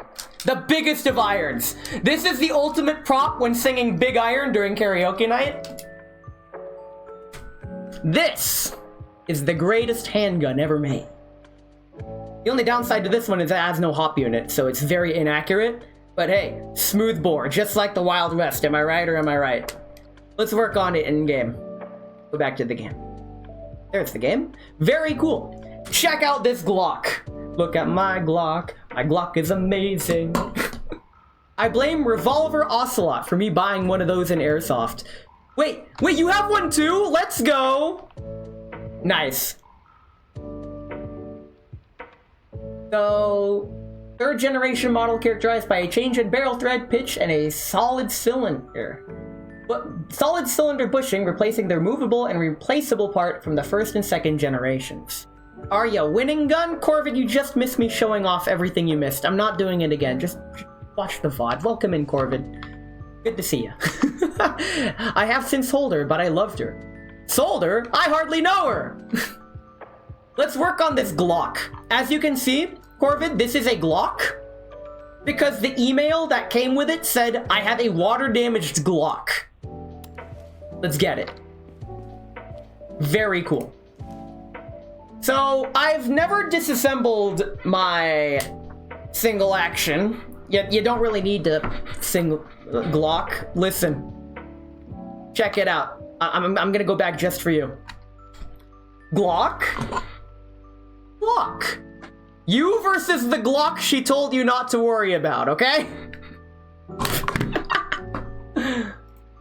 Now, to get a free single action army, simply water damage a Glock. Yes, actually. Now, disassembling this thing. We need to take out all these things. Okay, so, first, cylinder? No. To remove the cylinder, I hardly know. There's a pin here. Do I take this pin out first? Yeah! I saw that in the movies. You take this out as well? Oh, okay, so you can remove the cylinder that way. Okay, cylinder's out. And that's the extent of my knowledge of how to work on this thing. How do you remove this? Oh, it just comes out? Oh, there's like a pin in here that you can remove. Okay. And the extractor tube. Extractor? Ejector? I hardly know her! Ejector rod head. The jokes write themselves. Let's take out the barrel. We can't take out the barrel. Oh, rather, we don't need to take out the barrel. This is not gonna be like John Wick. Listen. Spoiler alert. Tokyo Marui does make a gas-powered Keltec KSG. And I definitely, most certainly, do not fucking need it, okay?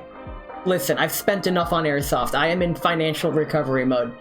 I do not need, okay?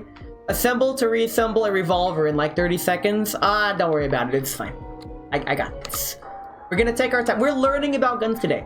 Tokyo Marui mentioned, oh. You know what? I might as well. Give me a second. Speaking of Tokyo Marui, might as well since Party Bus is here. Tokyo Marui mentioned, we're spurging on Airsoft today. This is the Tokyo Marui G36K. And I attached a G36 red dot sight to the top of the dual optic. The Tokyo Marui G36K comes with the integrated 3.5 zoom scope that does work and is adjustable. This is an aftermarket G36 sight. The G36K comes with Picatinny rails, so you can put whatever sight you want on it. I put the G36 sight on it. The real G36 red dot optic apparently sucks. This one's not too bad. It's not quite looking through a pen tube, but it is what it is. By the way, the mag's out. I don't feel like grabbing the magazine from the box, so you just get a magless G36K. Stock folds. Carry handle works. Unfold the stock. And the best part, what I like about the most, it has electric recoil action. When you pull the trigger, the charging handle automatically racks back and gives you some recoil action. I love this thing so much. I love it so much that I may have accidentally wore it down from too much use. When I fired it last time, Talon was there for it. The trigger started locking up in semi and full auto. This is likely because there is no MOSFET system installed within the gearbox and electronic assembly. All a MOSFET does is it makes sure that when the trigger is pulled, the gearbox does a complete cycle. I love gas blowback on your pistols, but electric is so good on rifles. I agree, Electric blowback is kind of rare, simply because it's expensive and relatively proprietary. I am aware that Tokyo Marui has patented their design on their next generation recoil shock system. So that their electric blowback, at least from what I've fired at this G36, mwah! Absolute chef's kiss. I absolutely love this thing. I am not gonna sack tap myself with my G36. I'm gonna put this away. In any case, back to the game, but first back to putting my G36 away. There we go. And for those who don't know, my G36 was inspired by Girls Frontline G36, who is in both Girls Frontline 1 and 2, and I may or may not have the accompanying outfit to go with it, and I may or may not have worn that on stream and various Discord events. Thank you for sharing your babies with us. Oh, spoiler alert, there's more where that came from. In any case, let's continue. Let us proceed with more revolver disassembly. Let's remove some of these pins. What does this do? Oh, we can remove the grips. That should be simple enough. Very cool. And then this grip should come right off because it's, yep, one screw holding them both in. Okay. Does this come off? No. Well, it does, but I have to remove this rear part first. The back strap helps it. Okay, so there's 2 screws up here. Okay. And this one comes here. I have a skylight? That's next gen. Damn, this place is fancy. Right, scroll wheel goes forward and backwards. Okay. Regarding gas blowback airsoft pistols, they are extremely fun to shoot. I've shot a few gas blowbacks and they are wonderful. I have a propane adapter that I use on a little Coleman propane tank. What's this? The main spring. Steel main spring is needed to absorb the shock from firing the weapon. Okay. That way it doesn't sear itself apart. Makes sense. Can I remove this thing? Yeah, the loading gate. That, I did not call it a loading gate. Makes sense that it would be called a loading gate. What are we unscrewing? This little pin down here. Okay. Very cool. Loading gate comes off. Take the hammer off? Aw, not yet. Wait, there's stuff down there? Oh, there's stuff down there. Very cool. Let's go ahead and remove the bolt spring. There we go. That comes off. Now the trigger can come off. After... Wow, there's so many bolts to this thing. Holy crap. Remove the bolt. And then after we take out the bolt, we can take out the hammer. Very cool. So within the hammer, this is where a lot of the things are, including the firing pin. That's this guy. Very cool. There's like a little plastic firing pin resembling thing on mine. And the hand assembly. That's not my hand. Okay. Hammer roll? What? Where would that be? Huh? Is that the thing that make... Oh. Oh, that's what allows it to move. That makes sense. Otherwise, it would be grinding, and that's not good. Rip pin. Motherfucker. How did that get missed? It's fine. Very cool. These things are rusted, need to be cleared with a sandblaster. And these are dirty, just clean it. Okay. So we're mostly cleaning. We could remove the barrel, but we don't need to. Let's go ahead and sandblast and then clean. Sander? I hardly know her. Okay, what's this? We're gonna be brushing these. Oh, it's one of these. Turn on the wire brush. Okay. Hope I'm wearing gloves for this. Or using something to hold it so it...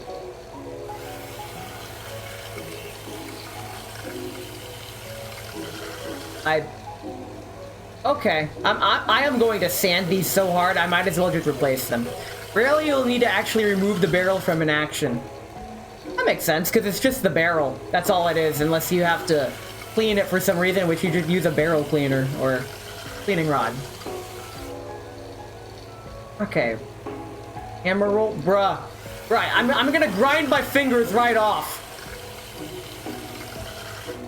Okay. It's fine. It's fine, we got this.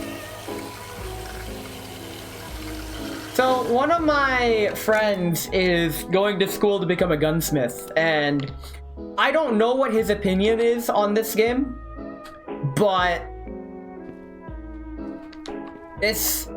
I can only imagine what it's like, that kind of work. I'm only just learning about guns. Oh wait, that's you. Oh, it is you.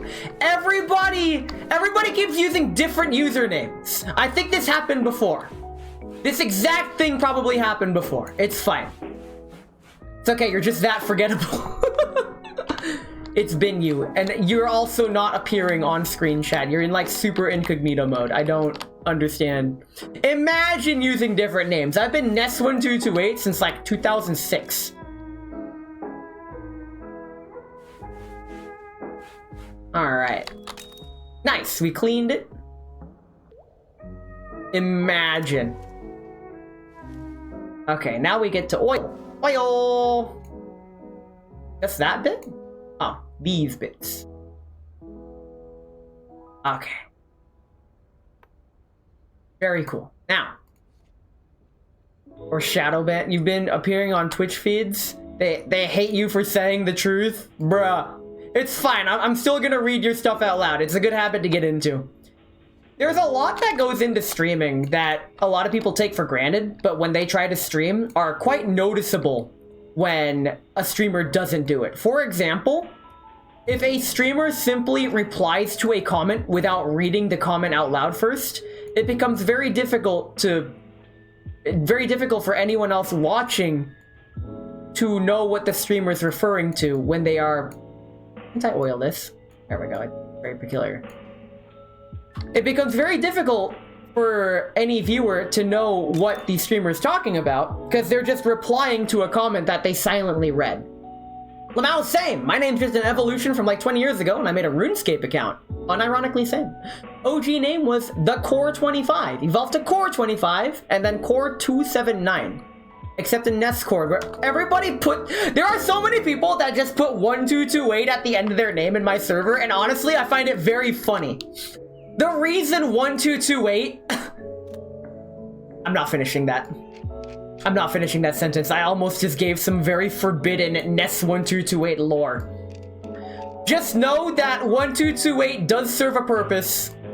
I will never reveal what the real purpose is. Because it's funnier that way?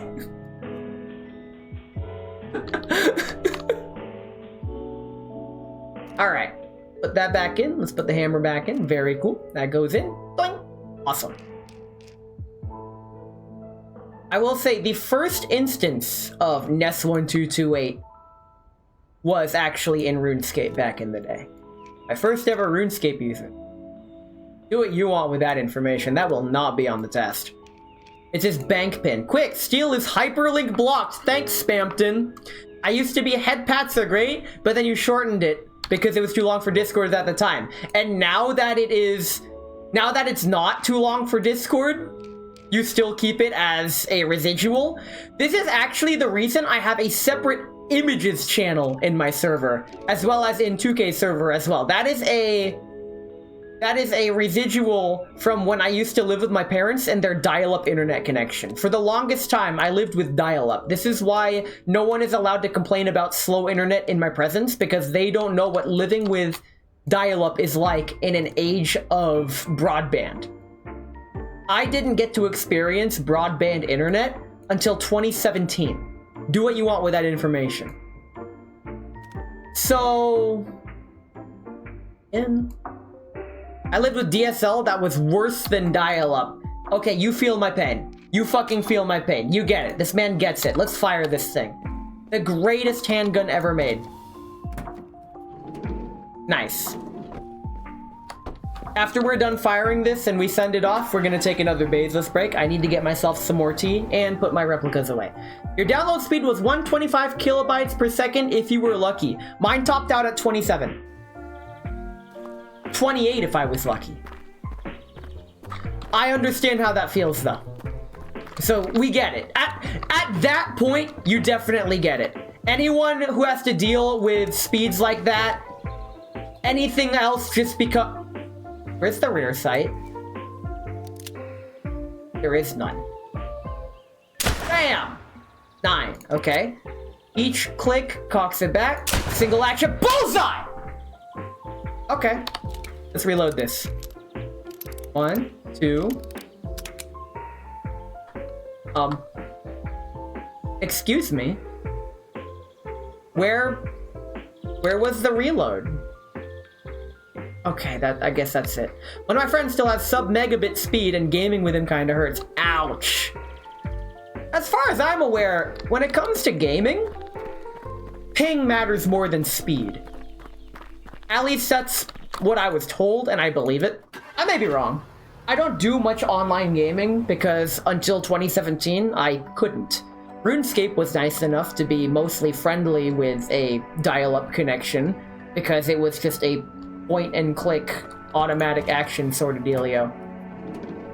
It was frustrating when I died because of extreme lag, but for the most part, that was a rare occurrence. I learned to avoid certain areas. Alright, we have done this with Grandpa's revolver. This brilliant, awesome, really cool Glock. Thanks, Grandpa. We're gonna go ahead and take our next Bezos break. It's gonna be a slightly longer Bezos break because I'm gonna get myself a little bit of food as well. So feel free to get up, stretch, plink around your airsoft replicas. Very cool. And I'll catch you all in a little over 3 minutes.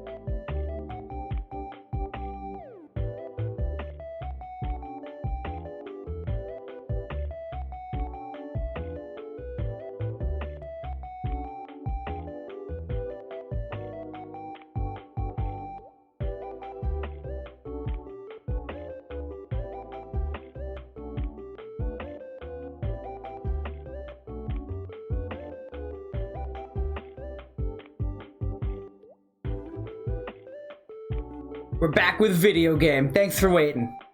So, where do I spend skill points? Like, actually, where do I spend skill points? I could leave game feedback, or I could just explore here. Auction, stockpile. I mean, I have these skill points. Let's go ahead and send that back. It runs well even after that rust is cleaned off. There's a limit for restoration. You won't save every part of every gun, but these here, they were saved by you. Thanks, Larry. Oh, wow. Scope for Arisaka. Let's see what other jobs. A flintlock. Very cool. Another Glock. Whoops. And a broken mag for a mossy nugget. Very cool. I guess we can just go as they come. I really do want to know where I spend my skill points, though. Available points. You can improve your skills. Cool. Where? Here? Skills. Spend experience to improve your craft. Okay. Alright, let's see what we got here. Screwmaster. I can make screwing quicker. Allows to receive a discount when buying attachments and patterns to weapons. That, if I can get that now, that's gonna snowball later. Cleaning. Faster cleaning. Applies the right amount of pressure to safely remove the rust from metal surfaces. Okay. I have 3 skill points. Let's try Screwmaster. Oh, I can go crazy. Doing things faster seems a bit useless.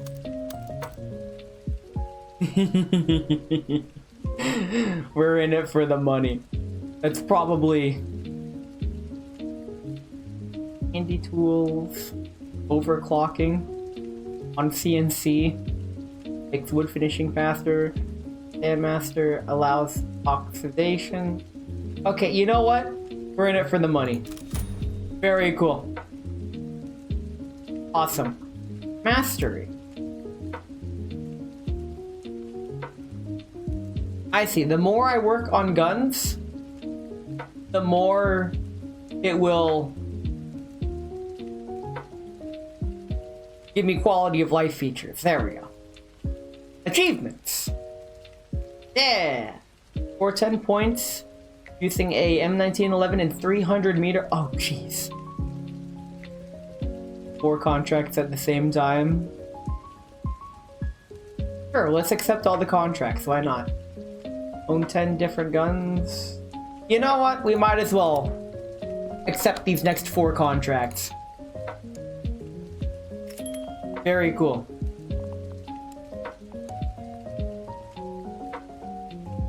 Very cool. Very cool. And lastly, very cool.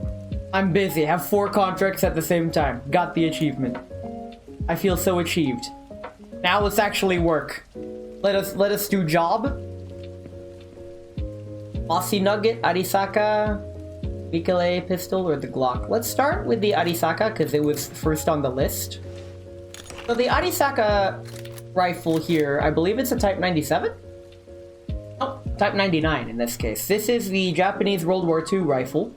Arisaka Type 99 rifle was a bolt-action rifle of the Arisaka design used by the Imperial Japanese Army during World War II, and was produced in few versions: the regular Type 99 short rifle, Type 99 long rifle, Type 2 paratroop rifle, and the Type 99 sniper rifle. It also came with a wire monopod.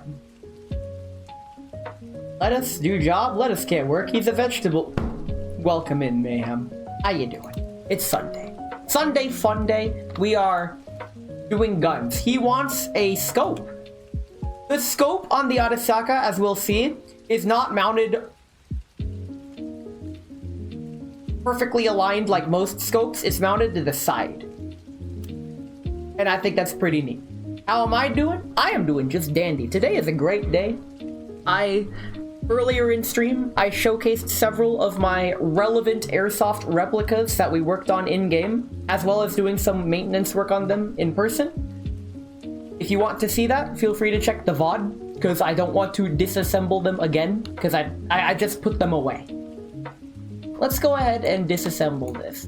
Let's start from the front. Let's remove the base, the front sight base. That just slides right off. That's kind of worrying if your front sight just slips off. Cleaning rod? Cleaning rod. One thing that bothers me about a lot of airsoft replicas in their classic rifles, the cleaning rod is a dummy cleaning rod, and the rifle comes with its own dedicated cleaning rod. And I'm like, why don't you just have that cleaning rod be the cleaning rod for the rifle? Why would you have the cleaning rod and unjamming separately when the replica itself would have had a cleaning rod, but no, it's just like a plastic thing that sticks out and gets bent. It's fine. What's next? The monopod? It's the bayonet upper band. Well, first it's the fore-end cap. So, according to some history videos that I watched, the Japanese in World War II absolutely loved their bayonets. They put bayonets on everything. I think they put the bayonet even on the Type 100 submachine gun, which was their version of the Sten gun, kind of, but not really, no. Broad strokes. This comes off? Handguard. Okay. Just to make you mad? Yeah, probably. Wait, the barrel doesn't come out unless I take everything. All right, the bolt needs to come out. So in airsoft replicas like this, the bolt is actually something you do have to install yourself. So I actually know about this part. Yeah, it comes out just like that. What's all this? The extractor comes out here. Okay. Slides out. This piece, the clamp goes out. This comes off. The safety knob, that's what keeps the bolt from working if it's tore up, because they have like a rotary safety. Very cool. Remove the firing pin. I've never actually seen the inside of a rifle bolt before. This is a first for me, and this is pretty neat. Well, the inside of a bolt action bolt like this. This all comes out. Receiver? I hardly know her. I thought that clipped right through this wood, but it's an optical illusion. It was already open. Very cool. Now the barrel comes out. Let's get that out of there. And the sight? I think the sight can stay. Unless it can't because we're mounting a scope. That's probably the reason we're removing this. Up next is the magazine. We could have just removed the mag first, but it's fine. Trigger guard. That would be this piece right here. Let's go ahead and remove these. Let's get down and gritty with it. There we go. Imagine if unscrewing these was 50% faster. Wow. I could have spent my skill points on that. The magazine. That's the bottom. Whoa, whoa! Oh yeah! Because this has like its special V-looking spring thing. I've seen these before in other videos. Ding! The firing pin's broken. Oh no. And it's missing some parts. Good thing we got some discounts on parts. Maximize profits. Very cool. Let's go shopping. We are looking for an Arisaka. There we go. Firing pin. There we go. Firing pin spring. There we go. Scope holder. Like a scope mount. Pin, rear sight. Oh, there's the scope itself. There's the scope holder. And the scope slide. Slide to the left. Slide to the right. I don't think that's how it works. Okay. So now we take the parts that are dirty and we clean them with a rag. I'm pretty sure it's not this easy to clean parts, but this game streamlines it because video game. Very cool. Where? There we go. On the other end.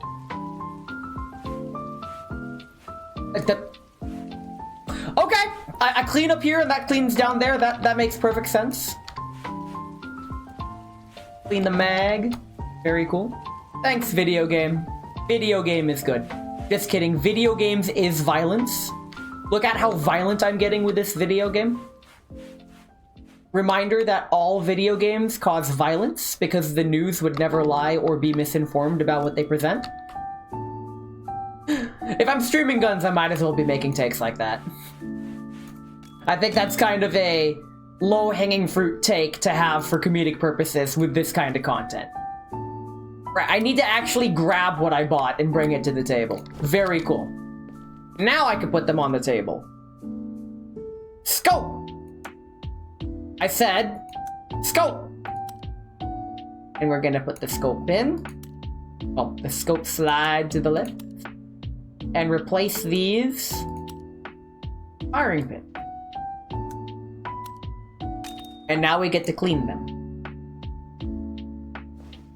Oil time. My favorite part of the game was when he said it's oiling time and he oiled all over the guns. Where the Okay, it goes in there. On the inside. I knew that. This side? There we go. And now, this. Very precise with how it wants everything. Okay, oil the spring. Oil this. Ah, that was quick. Oil the bottom of the bolt. Oil the extractor. Oil. There we go. Perfect. And now we get to reassemble this. There is an Arisaka airsoft rifle with a scope mount attached. I don't really want it simply because it's not really a rifle that I had my eyes on, and while I did use it in Call of Doodle World at War, it's like, it's alright, but I don't really want to spend the money to get the airsoft version of it. It's not something that I really want. Now, the other rifles, apparently Car 98Ks, there's like a million airsoft versions. Oh, put the scope holder in there. Okay.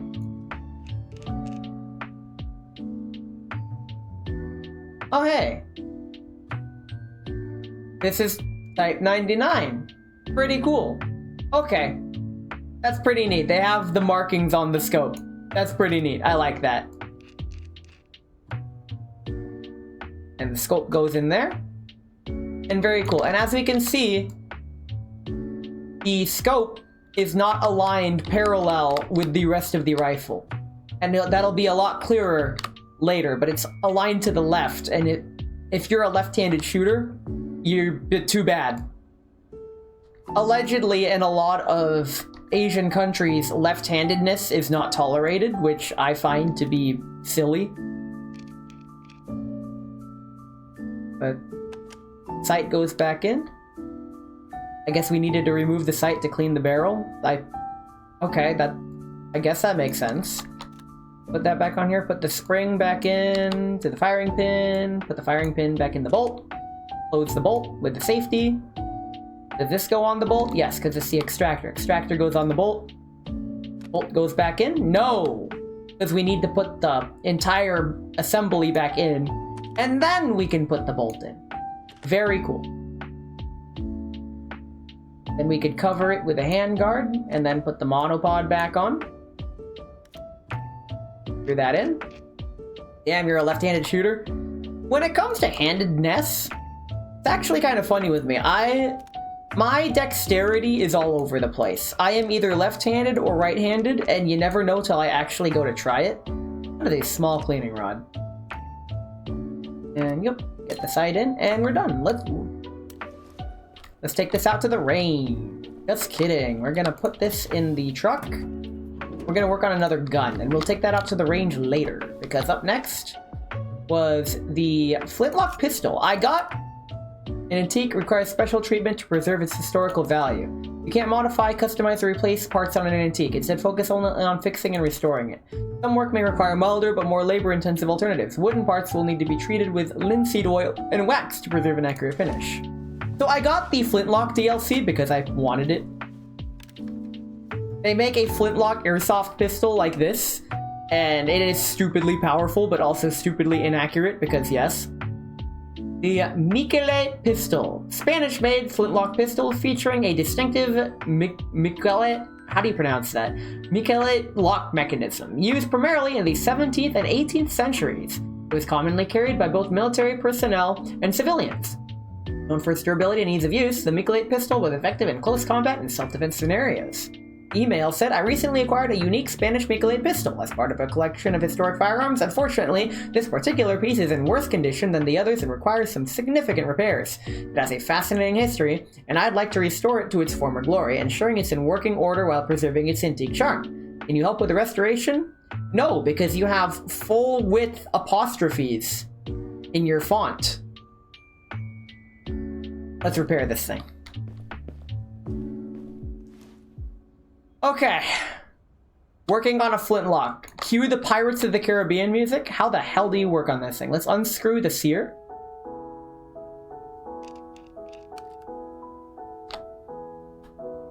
On the other side, there's this lever. I hardly know her. This is the belt hook. Hung from a belt or sash. Okay, so this was the 18th century holster method. Before holsters were a thing, you just clip it on. Wait a minute. The belt hook. Oh! The Taurus Curve has a belt hook. The Taurus Curve is just a modern day flintlock. I love it even more now. Oh my god. Y'all are gonna slap me for that. God. Okay. What's all this? Oh, the hammer and stuff is on the side. Okay. Let's take the hammer off. What's this? The flint? Oh, the tiny... Oh yeah, this is the flint that goes there. Thanks, Score. I deserve that. Oh, it's held on like that. Okay, that's pretty neat. This is the frizzen. Huh? Okay. Component of flint mechanism responsible for striking the flint and create sparks that ignite the gunpowder. I see. So it strikes this, the sparks go and ignite the gunpowder, and huzzah! The mainspring. I guess these have been in play for a long time. Forms enough to operate the mech. Okay, what's this? A little sliding block that... Okay. Nice. What's this piece? The frizzen spring. Another spring. Okay. We got those little antique springs. The sear spring. Is the spring for the sear?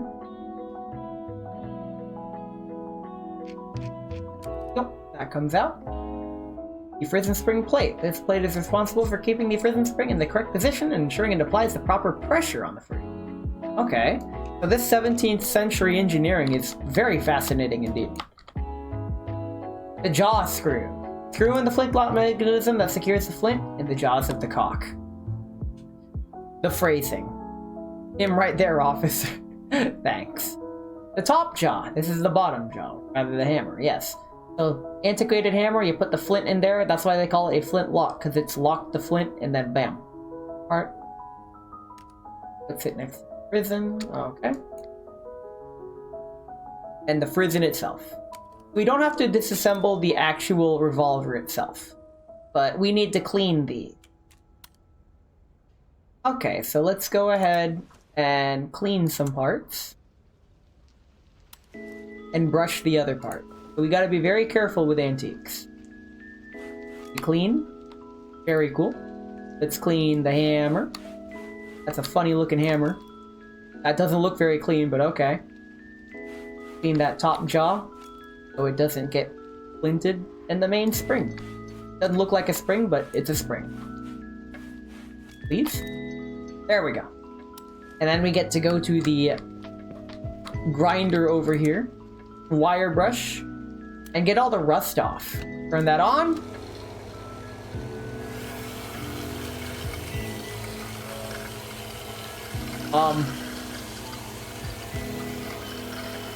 I still don't know how to control this. Close enough. Gotta be very careful. Because these are antique parts. You can't really make... They don't make these anymore. Go in. That in there. Okay. Other side. Other side. Yeah. Yeah. Other side. Come on. Come on. There we go. Last one. The spring.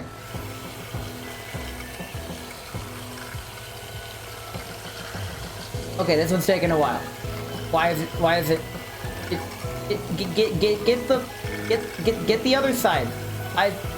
Other side, come on, we're almost there. We got this. Close enough. I win. Now we get to put it back together. After we oil it. A very well-oiled flintlock. What could possibly go wrong? I think it was last year or this year at some point, another server that I was in did a Pirates of the Caribbean watch-along. That was very fun. The first Pirates of the Caribbean movie was absolutely fantastic. I can't remember the other ones, but I'm sure they were also good. Alright, let's put this back together. This top jaw goes in here, and we screw that in there. We could then put the flint in there. Very cool. The flint has been locked. Next, the frizzen goes back in the frizzen holder, the lock plate. Don't we put the frizzen spring in next? No, we don't. Because we put the frizzen spring plate in, because that is what holds it all in place. And then after that's in there, then we can put the frizzen spring in. Tried to put the frizzen spring in without the plate, it would just fall out. Not to be confused with the game of the same name. Now the main spring can go in. And we put this little holder in. Holder? I hardly know her. Now this can't go there. The hammer can now be assembled. And we can use the sear. Let me mouse over that. What is this here? Sear holds the firing mechanism in place until the trigger is pulled. Okay, so the sear is responsible for keeping everything together until you pull the trigger. Very cool. We can now apply the frizzen. The whole frizzen mechanism, the belt hook. Oh, right. The most important part. The belt hook. Very cool. Ta-da! We have restored this pistol. Let's take it to the range. Free ammo. Very cool. Up next is the Mossy Nugget. It just has a broken magazine. But this here is Mossy Nugget. The only Russian I know is Suka Bryat. Don't ask where I learned that. Hi, I have a technical issue with my gun as I cannot load anything. I don't know what the issue is, but I believe it's fixable. Other than that, I would like you to paint the weapon. God. I think it will give it justice, and I hope you will choose something that looks nice. Thanks in advance. Oh no. They want us to paint the Mossy Nugget. I am going to fuck it up. 5-shot, bolt-action, internal magazine-fed military rifle. Developed from 1882 to 1891. Really? Pretty sure this was used in World War II, which was a lot later than that. Primarily used by the armed forces of the Russian Empire, the Soviet Union, and various other states. My new tea that is now ready to drink is ginger peach turmeric, and I'm gonna take a sip because I've been talking a lot.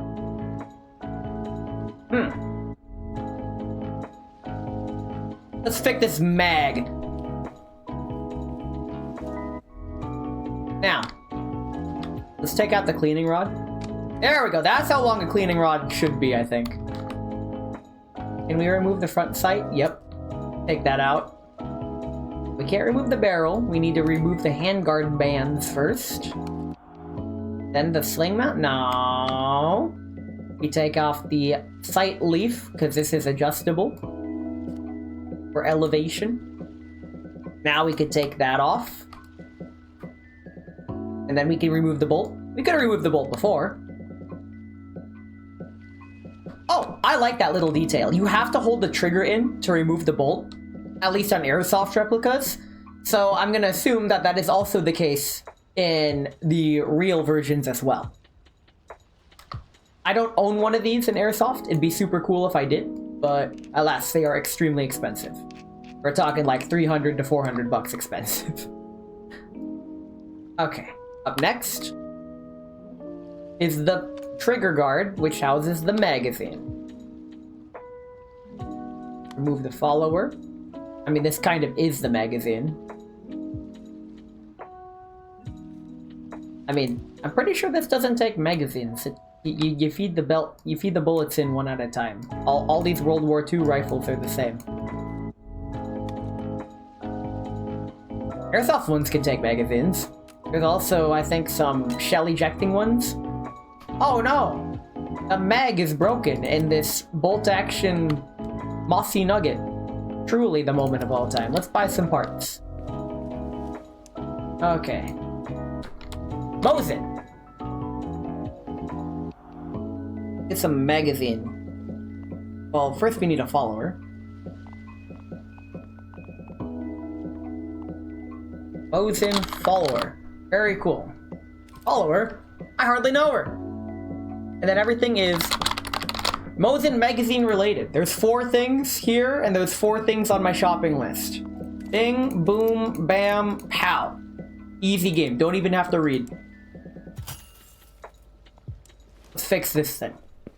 After we grab our stuff. So let's replace each part one at a time, because that's how they want us to do it. If only there was an option to just automatically replace parts.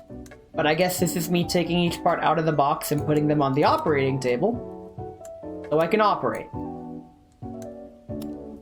Very cool. Now they need to be oiled. Need to oil the insides. Okay. And the magazine bottom just needs some oil right there. And now let's put it back together. I'm starting to get the hang of this. Let's put the mag back together. Bottom goes first? No, what the hell? Down magazine spring goes in first, and then after you screw that in, we could attach that to the top, because that also rests on the spring. This can go in. What is that? The mid magazine spring. That's awfully mid. And then the follower, the top. That's what you rest the bullets on, I think. I mean, I could read. Yep, the cartridge lay on there before firing. So that's the mag. Let's push them up. Let's put that mag back inside the lower, the trigger guard. Put that back in. And now we can put the upper assembly back in, the barrel. There we go. Screw that in. We can now put the bolt back in after we threw that in. Very cool. Excuse me? Bolt? Yes. Bolt assembly goes back in. Pull the trigger. Goes in. There you go. Very cool. And now I can put the wooden upper handguard. There goes there. I can put the sight leaf back on. Put that pin in. Time to beat my head against a brick wall for a bit. Spam to neophyte. Oh, have fun with that one. Chapter 2. Now it's your chance to be a... Cleaning rod goes back in, and we have fixed up this mossy nugget, but we have to paint it. So let's give it the most horseshit paint job we can think of. You can customize paints before applying them. Let's see the available options. Choose tools in the toolbar. Paint from created paints. Patterns can use more than one color. If you want to change a color, do it here. You can modify glossiness and metallic properties. They're not limited to only a few paints. You can always add or delete more. There are patterns. You can place stickers. You can create weathering effect.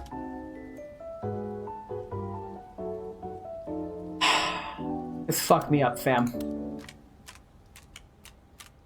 Weathering. To bare metal. Nah. Paint. Let's go ahead and create a new. Let's give it this blue. This starry blue. Alright. It is time to completely defile a mossy nugget. Oh my god. Why stop there? Let's get some woodland camo. But instead of woodland, let's make it baby shit yellow. Throw in some shades of brown. Oh, there we go. This is absolutely fucking miserable. Let's throw that up there. Okay. Man wanted paint but didn't specify.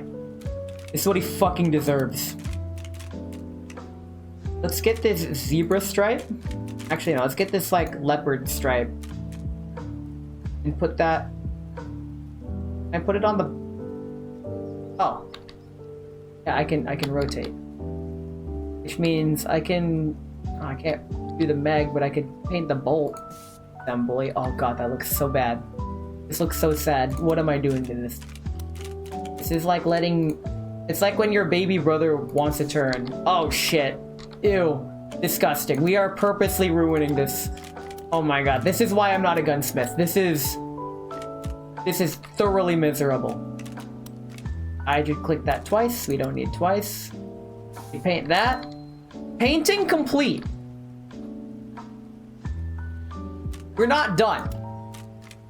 We're gonna continue. We're gonna put this weird pattern on the cleaning rod and the barrel. Very cool. At least those are matched. I hate this. Are you finished painting? For the love of God.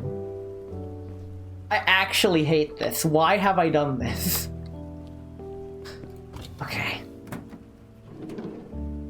That's your chance to be a hyperlink block. We're gonna block that from our site forever. Let's work on a Glock.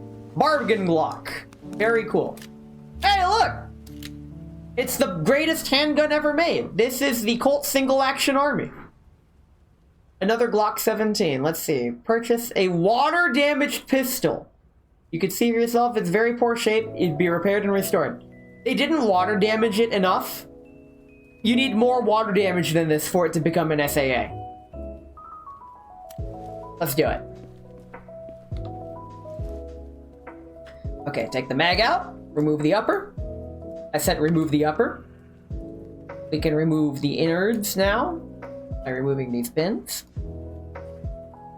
That's not a Desert Eagle. No, it's not. Not yet. Let's remove this piece. Remove the trigger assembly. Very cool. Okay, because that is water damaged. Remove the trigger as well as the trigger safety. That will have to be done separately. Getting a message. Team, good thing I'm blocking it. Maybe I should log out of, or have like Stream Friends list closed when I'm playing games. I never receive Steam messages though, so not so much of a... In the upper. Let's see what we're working on. Remove the recoil spring. Sure that we can remove the spring as well to work on that. Remove the barrel now. I think it's very difficult to remove the barrel in an airsoft replica without removing the orange tip first. I'll actually have to check that later, but I don't want to do that on stream. I want to be able to do that in a controlled environment where I have all the time in the world to watch helpful tutorial videos. Here is the firing pin mechanism, I believe. Ugh. That bolt split in half. Okay. Extractor's up here. I said it's up here somewhere. I know it's in here. Unless it's down here. Yep, it's right there. It just won't let me click it for some. Because I need to remove the innards first. Okay, now I can remove the rear sight, as well as the extractor. It was being held in place by that. Okay, slide lock. That is this here. And the slide stop lever spring. Let's see if I can find that. If it's a slide stop lever spring, would that be this guy? Oh. Oh. I would have never have found that. Okay. Very cool. So we're missing a firing pin and a front sight. These Glocks just don't come with front sights. It's fine. These need sandblasting. These are dirty and need cleaning, but let's go ahead and replace the parts that are missing. We need a firing pin safety and Glock F. There we go. We got a firing pin safety and a Glock front sight. Get these. Very cool. And now from here, I can clean parts. Let's clean mainly the uppers that needed work. There we go. So far, I like this game. It's a good game. This is how I envision spending my Sunday, and honestly, pretty good. I like this. This is nice. After stream, I'm going to be taking the cat outside. For those who don't know, my cat used to be an outdoor cat, but unfortunately, because there is construction happening right outside my house, and they are constructing an apartment complex right outside my house, my cat, her living area has been completely deforested, and she is now an indoor cat, much to her dismay. I'm not happy about it. He's not happy about it. I do my best to take her out rather frequently, at least an hour a day, and that keeps her from getting too stressed from being cooped indoors. Taking care of cats requires understanding of cats. There are a lot of normies, and yes, I use normies here, who don't understand how cats operate because they can't relate to how they think or feel. Anecdotally, many people on the spectrum can. And while I am very undiagnosed but pretty sure, I am really good at handling cats. My cat absolutely loves me. Let's grab our new parts. Let's put this thing back together. Okay, Glock assembly. First, I need to put the pieces on the table. And we get to oil it. Oil, please? Thank you. Upper, receiver, I hardly know her. Alright, we need to get in here. Apply oil here, as well as oil there. That's what I did. I didn't have to do that on stream. That's where the grease was when I disassembled it. Okay. Oh wait, there's more. Wait. Get in the get the. How do you get a? This is zoomed in all the way. How? I had it. Oh, there we go. Okay. This is a precision point-and-click adventure. Okay. Let's put this back together. We can put the rear sight and front sight back on. Very cool. It slots right in. Screws right in. Very cool. This recoil spring can go in. We can put the barrel in. Recoil spring can go back in as well. I thought the spring went in first. I was wrong. Up next is the extractor. That goes in there. The firing pin safety then goes in there, and then I could put the extractor in. From there I could put this little rod, which is the extractor depressor plunger.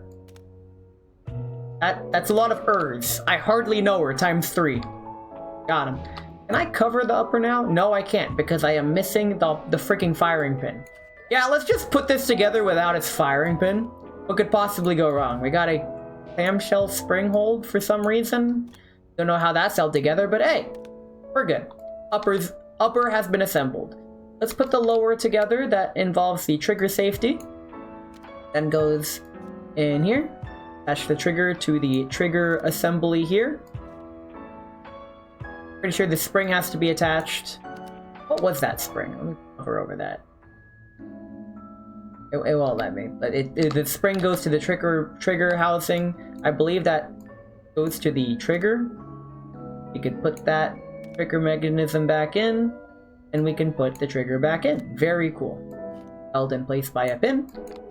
I could put the spring, the slide stop. That's what holds it back when we're empty. Put the disassembly thingies, also known as the slide lock, there. I could put the locking block. The main piece goes in with pins. And now upper goes on lower, magazine goes in, and we win.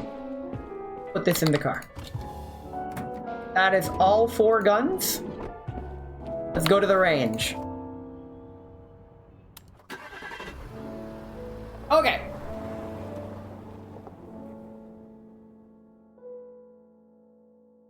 Tea time. Oh! I guess we're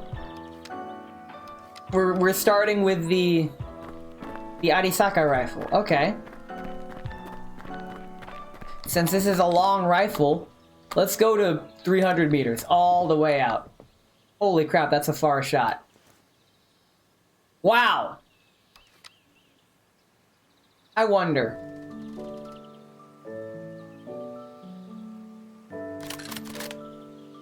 I had to rack it.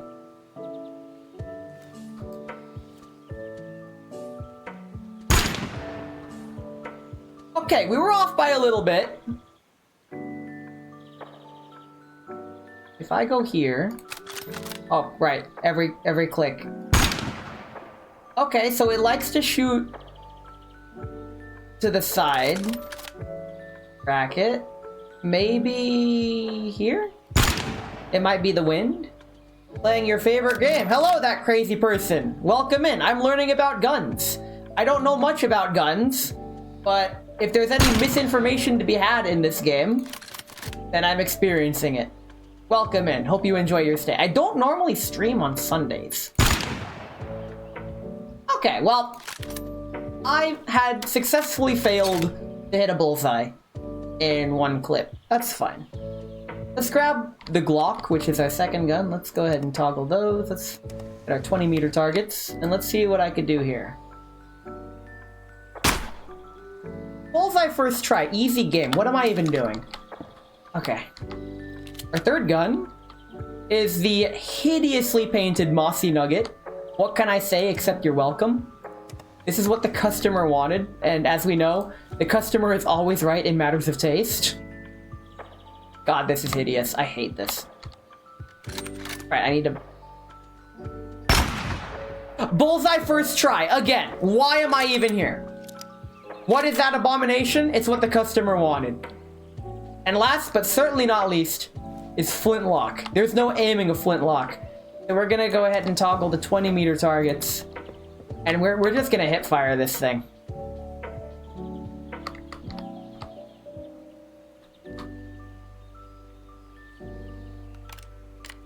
Pocket back. Not quite.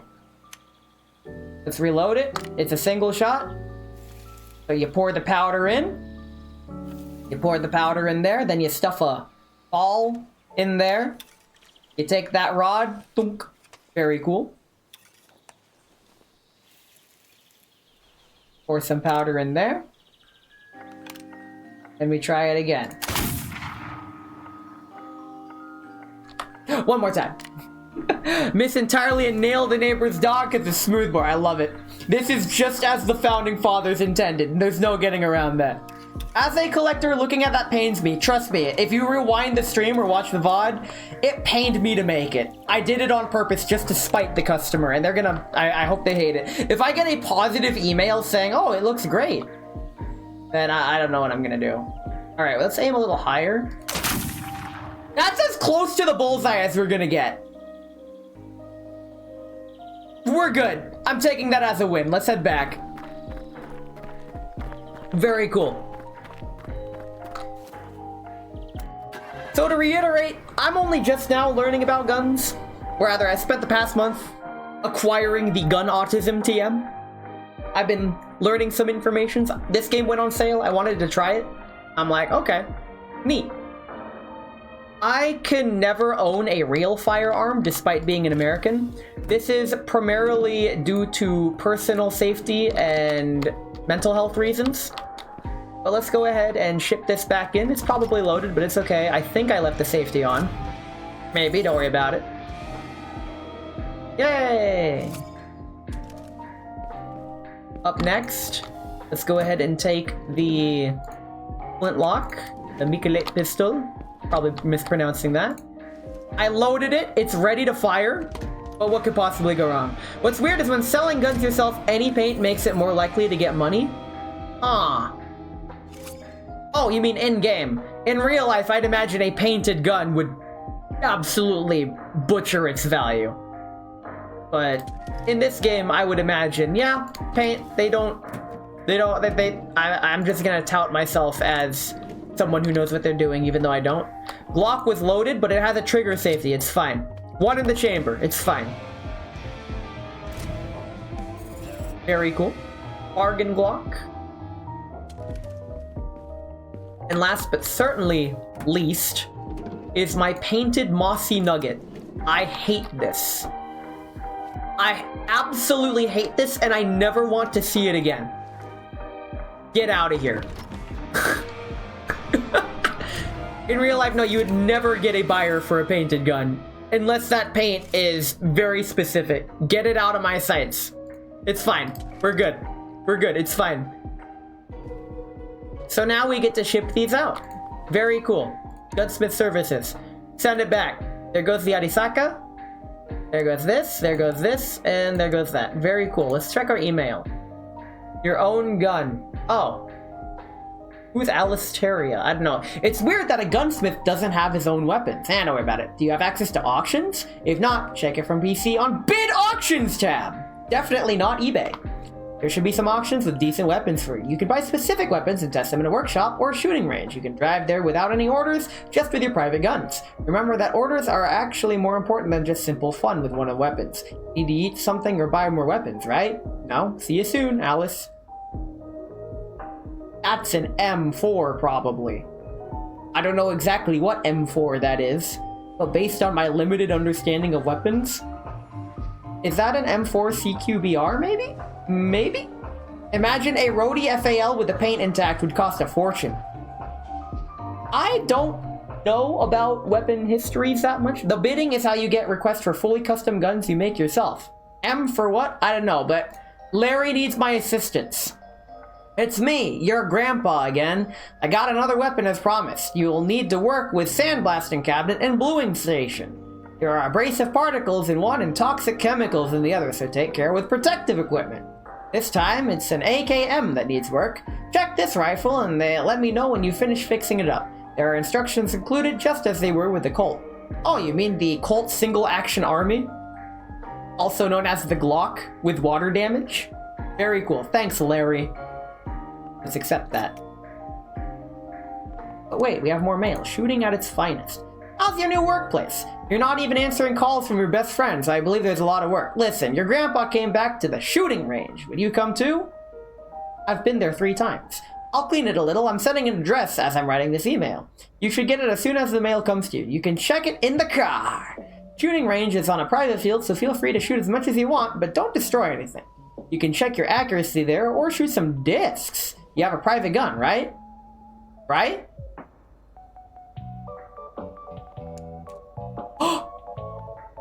They have the greatest handgun ever made. The Desert Eagle. Let's get a used Desert Eagle. It requires maintenance, but it's functional. I want a Desert Eagle. Uh-oh. Oh, you suck. I don't have enough money for this. Desert Eagle ain't good? Check this out. I'm gonna snipe this. 5, 4, 3, 2, 1. Going once. Going twice. Bitch. Bitch? Is this worth it? Probably not. Going once. Going twice. I win! I got the greatest handgun ever made. Let's go. Okay. So, I'm broke again, but was it worth it? We're about to find out. Alright, but first, let's work on the AKM. Grandpa's AK. We'll do the Desert Eagle later. Ugh. This is hella rusted. You need to repair, paint it. Oh, Jesus. First developed in 1947 in the Soviet Union by Mikhail Kalashnikov. Alright, that's the AK. The Desert Eagle is fun, but it's not the best. Whenever I say it's the greatest handgun ever made, I am referencing a very specific Video Game Donkey video. That's the only time I will explain the joke. Adopted the AKM name as the year it was made on, as well as the famous Kalashnikov nickname. It is a gas-operated automatic rifle that totally ripped off of the STG-44 that is chambered for the 7.62 by 39mm cartridge. Simple and quite cheap construction for a fully automatic rifle, as well as its decent durability of the weapon in harsh conditions, quickly made it popular around the globe as a good all-around automatic rifle. Also known as the bad guy gun.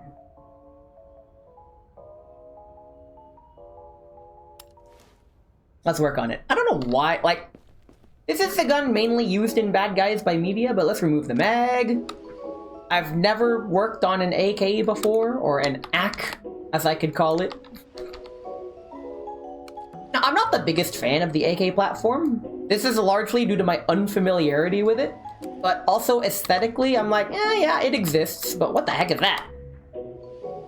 There's stuff in here? The magazine pusher? Pusher? I hardly know her. Okay, how to disassemble this thing? We start from the front? No. The muzzle brake, take that off. No, you can't remove the orange tip, that's illegal. Thanks, Stream Elements, beat me to it. Nice. The Garand's illegitimate child, then an STG. That actually makes kind of sense. Alright, take out the cleaning rod. And then we remove this thing? No. The top cover? Wait, really? That comes off? That comes off. Cool. The recoil spring then comes out. And we can remove the spring itself. Very cool. Does this come apart? Yes, it does. The spring rod's detached from the spring part.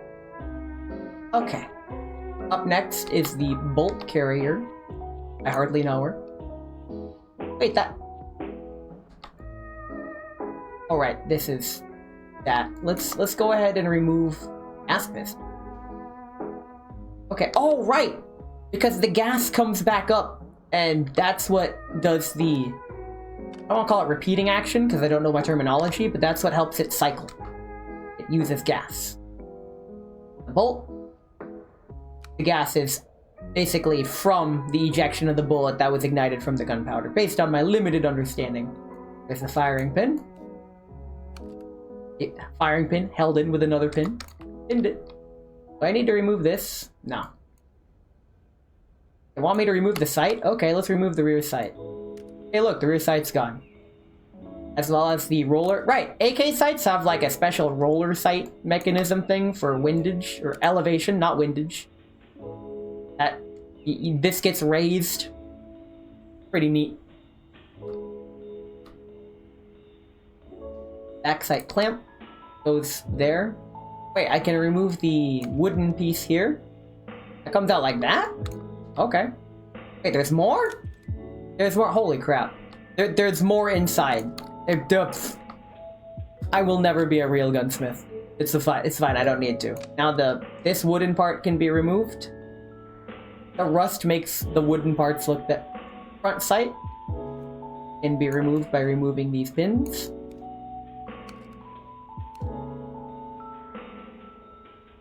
Oh. So the gas, bullet go boom, gas expand, bullet go out, but gas still in barrel, gas go up, gas go through here, reciprocating motion. I think that's how it works. I may be wrong. It's a long stroke gas piston, so that means the piston is attached to the bolt carrier group. I think we saw that in the disassembly process, and we'll see that again when we remove, when we reassemble it. But here's the back sight. Back sight gets to lock in place. Okay. Hey, we get to finally remove the barrel. Wait, what's this thing? And guard retainer, part of the barrel cover. Oh, we're really... Oh, I get to remove the stock. At least I know this piece. This is common on airsoft replicas. Except the battery goes in there. Or the gas if it's a CO2 powered. If it doesn't go in the bolt.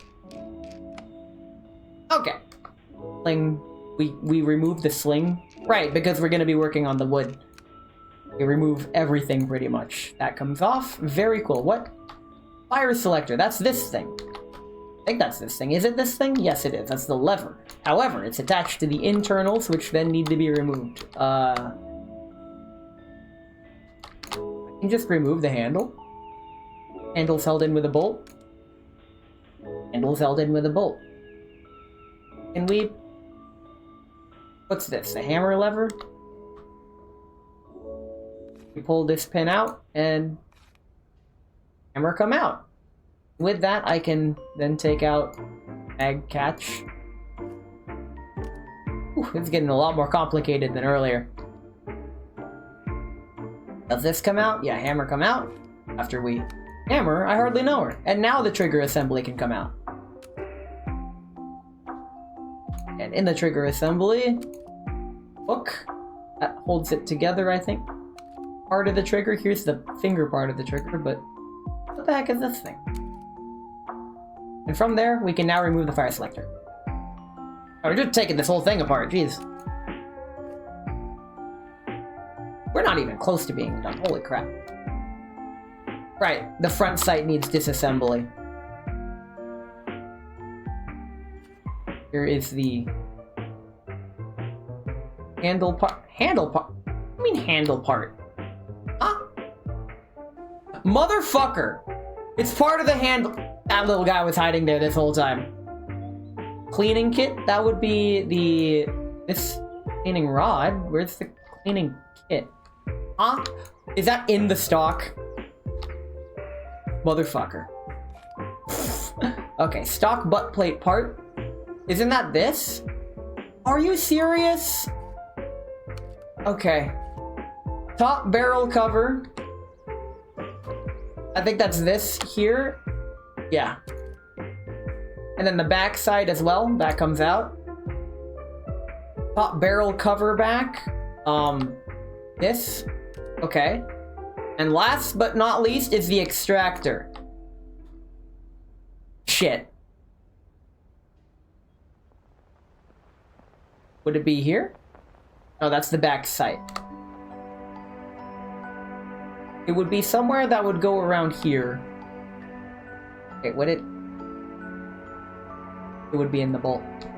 Because that's what goes with the bullet. It's... bolt's right here. There it is. Ah. Okay. We got rusted and dirty parts. We get to clean this. Let's go ahead and clean. Clean and de-rust.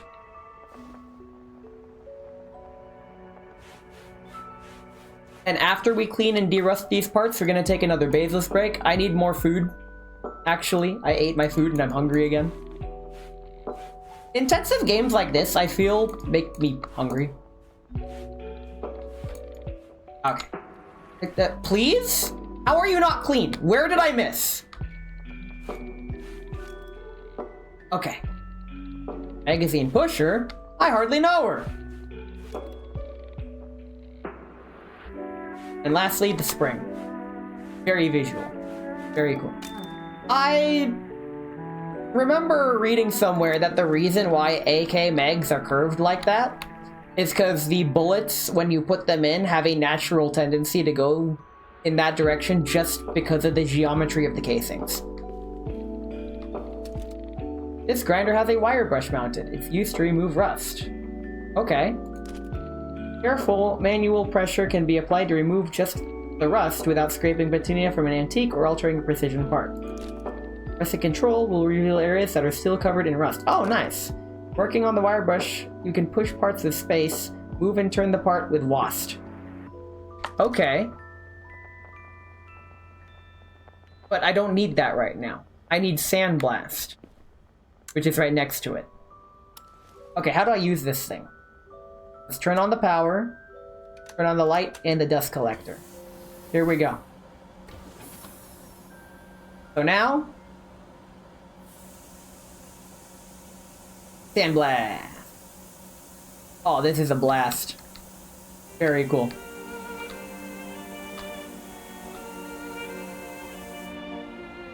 Nice. Quick and easy. Oh wow, pretty much this whole entire gun needs sanding.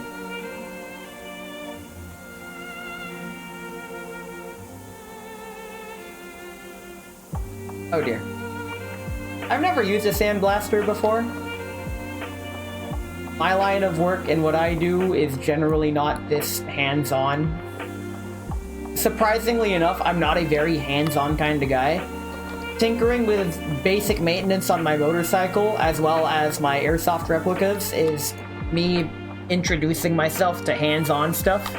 I have a cousin that is a journeyman. He works in the shop all day long, and he loves it. He has his own shop at his own house, and that's his life. He loves working on stuff. And honestly, I'm kind of envious that he managed to find his passion so early in life and make a living out of it. Alright. I got a new skill. Metalworking. Blasting surface with beads removes dirt, dust, and grime. So it's time for a Bezos break. When we get back, we will be oxidizing the parts. But until then, I need more food.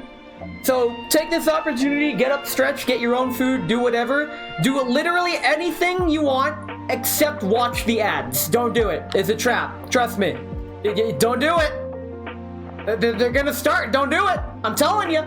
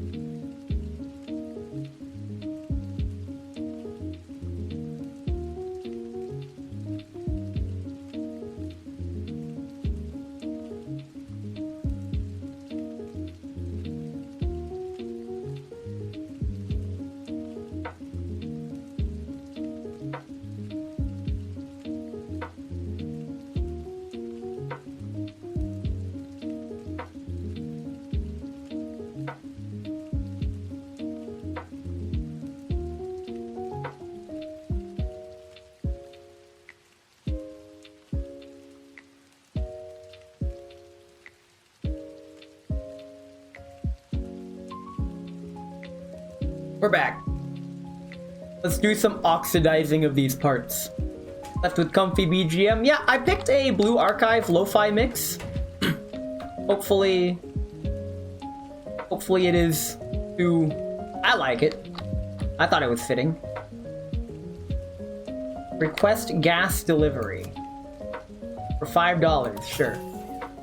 Let's replace the gas tank. Okay. We need gas.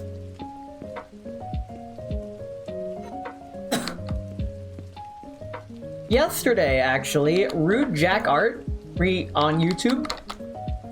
I really like his videos. He did an Earthbound 30th Anniversary tribute album, and I sent him an email saying, hey, could I use it as stream BGM? He did not reply, so respectfully, I am not using that as stream BGM, but just know that that would have been today's BGM. If he eventually ever does reply saying yes, you can expect that BGM in a future stream. But until then, let's see. Protective clothing. Some parts are bare, use bluing tanks to oxidize them. You need to prepare. Okay. Can I prepare? Okay, fine. Okay, we need to put this on. Now it'll let me put on stuff. Put on the apron. And now we can turn on the heating. We have toggled the heating. Now we can work on the bluing tanks. We're gonna oxidize them all. Clean parts in caustic soap. Okay. Rinse the parts in cold water. Okay. Easy. Oxidate parts in the bluing tank. Then, after we've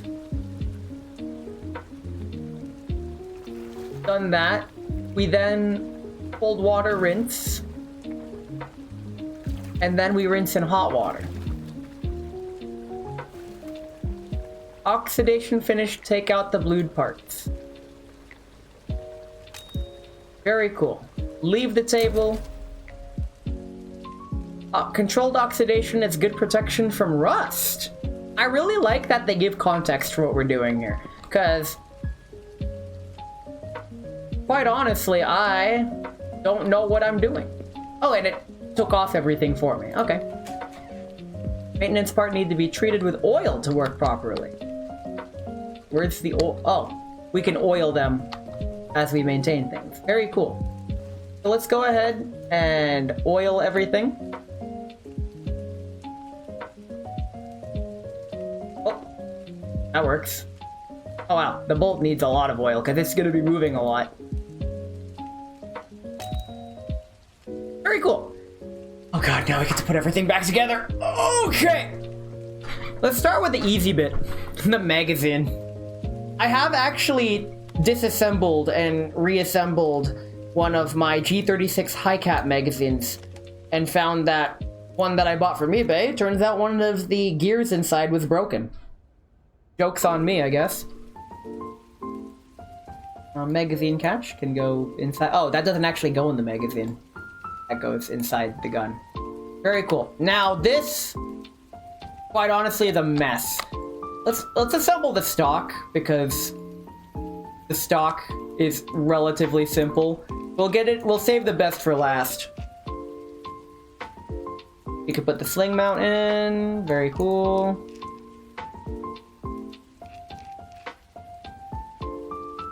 Cleaning kit goes inside. This attaches to that. Slide the pin right in there. Spring tension, what's that? Put the cover back on. Screw that. Pun intended. There. You need to put the handle part on before you can put the handle back in. Handle screws in like this. Now for this mess. Put the spring, this back inside. This goes in here. Then spring goes on. That can't go in yet. I think I need to reassemble this lower receiver first. Get all that In fact, I probably just said the wrong thing, but ow. Yeah, it's fine. Let's assemble this assembly first. I believe this part goes back inside. Yes, the gas piston. This is the gas piston assembly. Okay. Now that I have that contextualized, I could put this thing, the extractor, back inside. Very cool. That goes in here. And then, can I put the fire selector back in? Yes, I can. Okay. Then, oh jeez. And to think, a part of the AK, oh yeah, firing pin goes back in the bolt.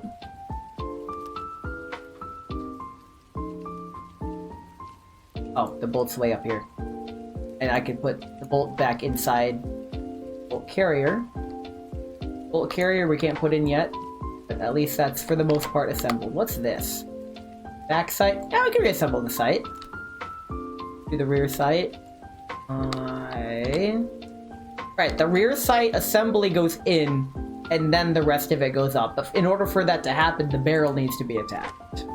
My mom assembled my gas piston. What does that even fucking mean? Other than literally. In which, if your mom's a gunsmith, more power to her. This stuff is pretty in-depth, even if it's not even directly one-to-one what goes into a gunsmithing job. Kinda like how simulation games, while yes, they kind of simulate what goes into whatever profession they're simulating, they have been gamified. And I can really appreciate that because it makes it entertaining. I believe that if you play a simulator game thinking you're gonna like the job because of it, you're in for a bad time. Let's get this hook assembly in for the trigger stuff. Was that the trigger? Yes, it was. Okay. Up next, the upper parts like this. Yeah, the hammer goes in. After we put the hammer in, we put that piece that's hanging up there because that's gonna screw in here. The hammer lever. Okay. That goes in there, and okay, that's put back together. Next, I want to say we put the bolt in. No, not yet. Recoil spring, not yet. Top cover comes on last. Oh dear. We'll assemble the gas tube. Put these back on. And the gas tube, not quite. We can reassemble the handguard. Put that back in. That also goes on. But wait, if that goes on, don't we have to put the wood in first? No, because top barrel clamp goes in, and then that goes for here. I see that. I was both right and wrong. You could put that in and then put this on, because that just moved out of the way. Now we could put the top part on here. Okay. I think now we can actually assemble the front of the gun, i.e. the sights. That back in there. Put the front sight back in. Very cool. Adjustable for elevation. Get these pins back in. Okay. Through on the muzzle brake. Now, the rest of the gun. Now we put the bolt carrier back in. That slides in there. Get the inner recoil spring. And cover it. Cleaning rod can be inserted. As well as the mag. I win!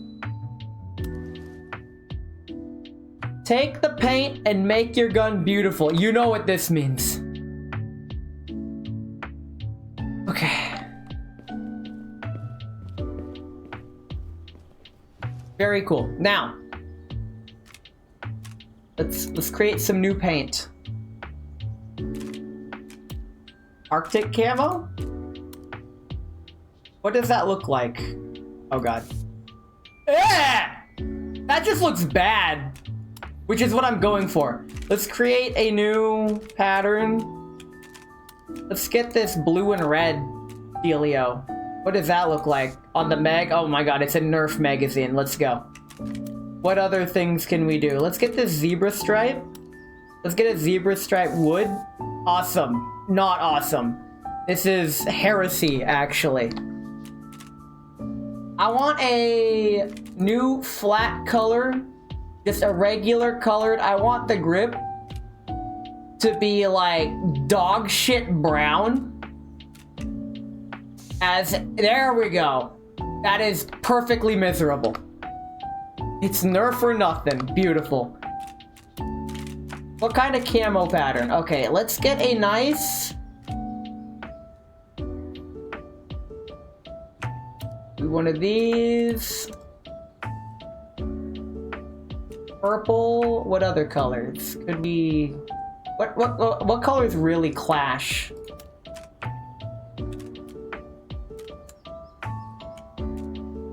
There we go. Like a nice light lavender-ish. Yeah. And then, oh, wait, why didn't it save the last color? Give me the last color. And now the final color.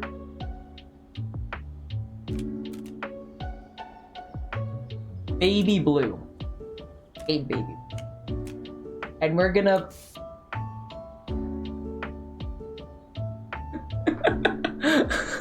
This is so ugly.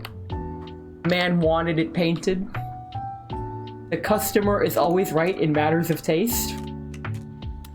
Therefore, some more Arctic camo for the top. Up next, I'm gonna create another pattern. Get a new flat color. Let's get like orange. Let's get a nice deep orange. There we go. For this, what the heck is this pattern? We're about to find out. That looks dumb. What the hell? Okay, so that goes there. Can I change this color? Oh. Okay, that actually changes that. So I'm going to create a new color. It's going to be base. I'm just going to have it be flat red. Straight crimson. As the sight. Because edge. And for the front sight, I'm going to paint that in pure contrast. A deep blue. Not to be confused with the Midnight song of the same name. And then to complete the primary color wheel, we are going to have a flat yellow, not to be confused with the baby shit yellow we used earlier. And that will be used for the barrel. Everything else, let's grab a... We haven't used it. Actually, no, let's get this finish. There we go. Paint your gun and make it beautiful. A thing of beauty. Look at how beautiful this is. This is the male fantasy. What we don't have is a flat green. So let's go ahead and pick like a spoiled lime green and do that for this assembly here. Not lime green. There we go. There we go. Hey, cat. There we go. Painted. Yeah! Okay. We have our ACK. Now it's time to test the gun to see if it's working properly. I can tell you right now that this is not here. Let's load the magazine. Click to load. Okay. Let's pull the charging handle. Or I can't even tell where the charging handle is. It's right here. It's blocked by the fire selector lever. You need to take it off safe. You're live. Fire on full auto. Bam. Pocket. Let's change that to semi-auto. Works. Change the safety. Very cool. Take it to the range. Yeah! Alright.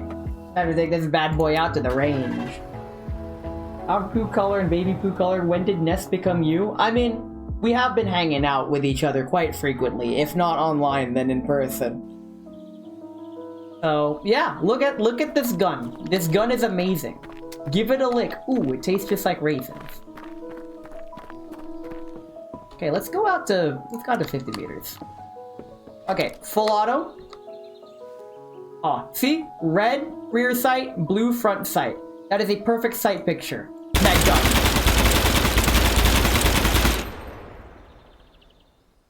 Not the best score, but mag dump works. The gun works. Very cool. Okay, we are on semi-auto now. Let's take some accurate shots. Can I get a bullseye? 9. Okay, let's aim a little lower. A little too low. That is a perfect bullseye. We're never getting any better than that. On the worst gun in the world, well, rather worst painted, hideous, most abomination, we get a perfect bullseye at 50 meters. Let's freaking go. Let's head on back and send this thing off.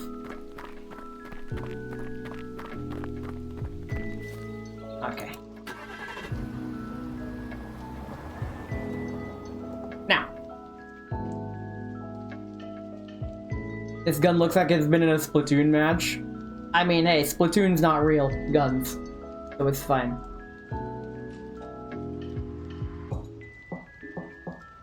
Is my fucking translator censoring gun? That is pathetic, actually. That's fine. I was watching listening to a video on the infantilization of language, or rather, how an unfortunate consequence of how creators have to get around saying certain words, like sewer slide or unalive, how it's actually doing more harm than good. And it's all because monetization. You could blame capitalism, apparently. I don't know, that's according to the video. In any case, we have send it off. Let's go ahead and claim our... Yep, send it back. Very cool, let's see what he said. This weapon looks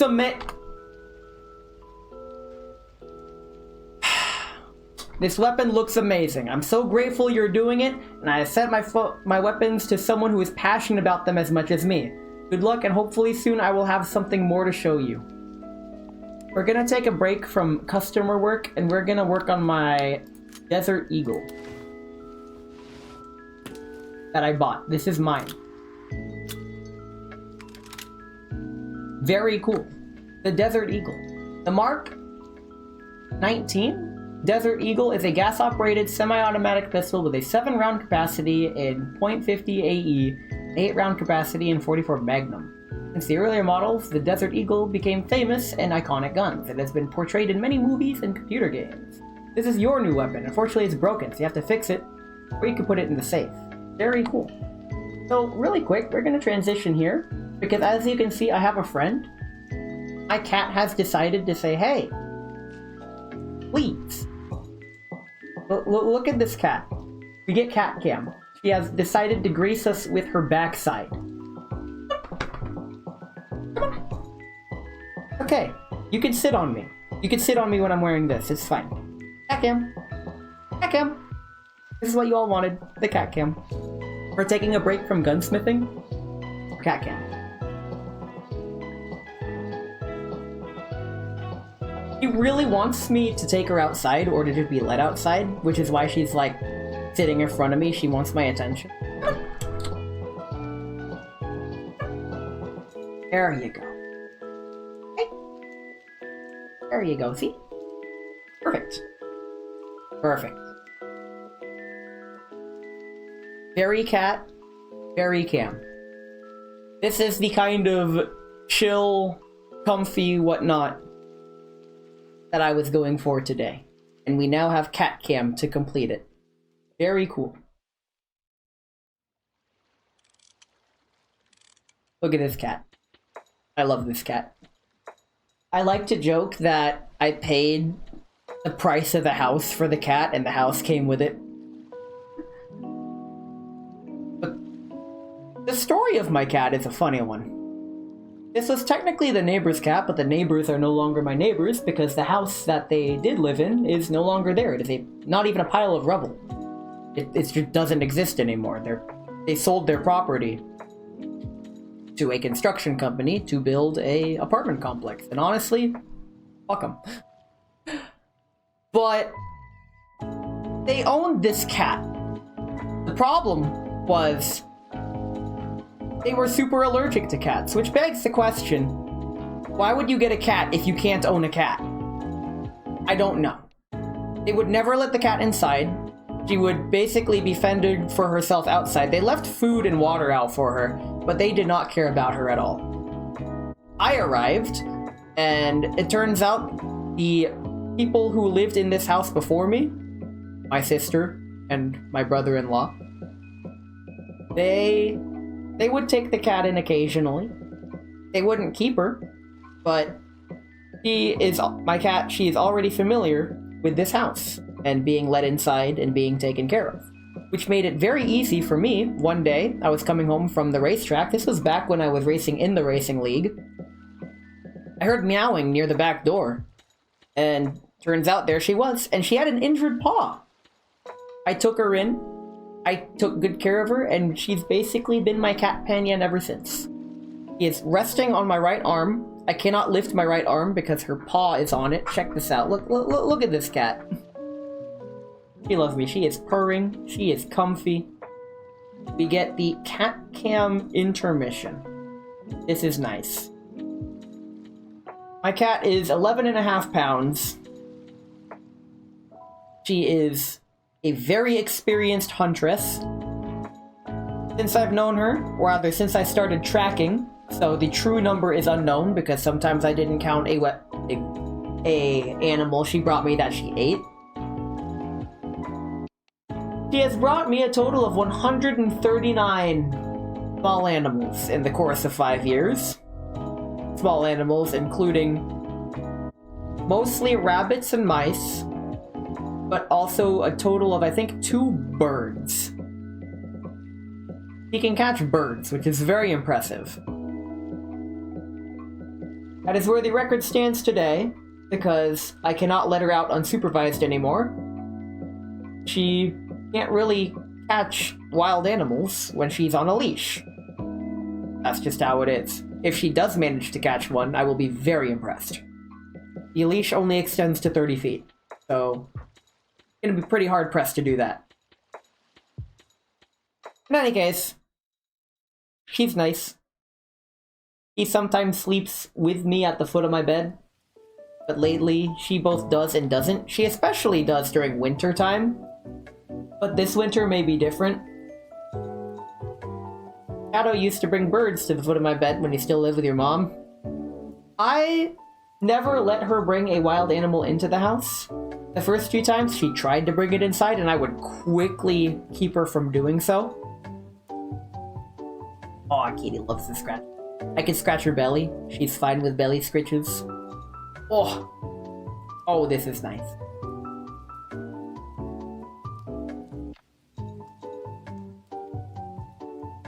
I don't know how old she is, but I think she was very young when I first saw her in about 2016, I think. So she's gotta be about 8 to 10 years old-ish. She's getting up there in age, but she's still quite active and acts like she's still young, as a cat does.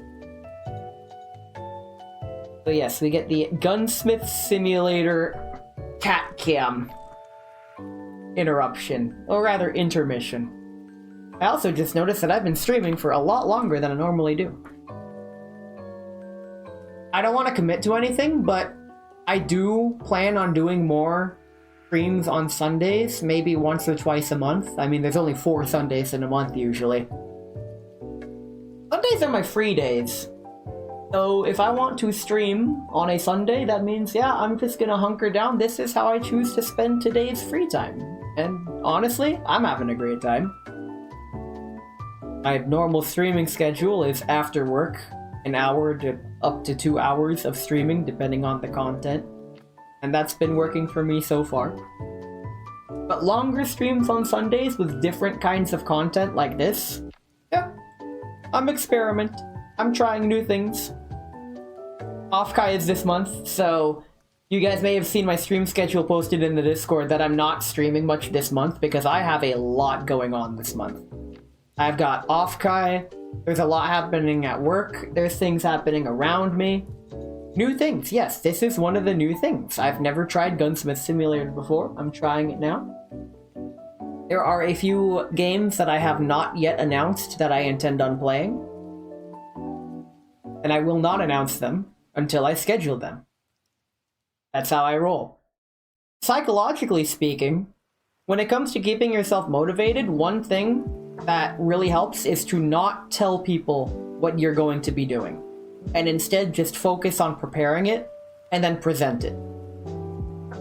What I've noticed in myself and a lot of others is that they tell everyone their plans and intentions, but in doing so, that gives your brain the dopamine that you would have gotten if you actually followed through with it. And a lot of content creators end up not doing what they say they wanted to do. Unfortunately, this has happened to me firsthand with my paid subathon reward streams. I've been kind of procrastinating on them because I don't have the motivation that I had back when the subathon happened. So I'm going to be more wary this year of the subathon rewards of what I'm going to be doing. Time to convince Nats to bind the Isaac. I will not be playing that on stream ever. I actually do not enjoy playing that game. I've played it. I don't enjoy playing it like I do other similar games of the genre that came later that have more quality of life features. Because while I can appreciate Binding of Isaac was one of the foundations of the modern roguelike top-down shooter genre with an absolute ton of items and synergies, it doesn't feel fun to play for me when I play it. I realize I don't really play many roguelikes anymore. Then again, roguelikes are really good session games where you could just plop in for an hour and play. And again, so is Ready or Not.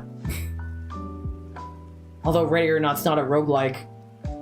It could be argued that it fits a lot of the tropes and descriptions seen in a roguelike. But I think Ready or Not is not a roguelike. If I had to give a label on it, Ready or Not is a lot of things. A roguelike, it is not.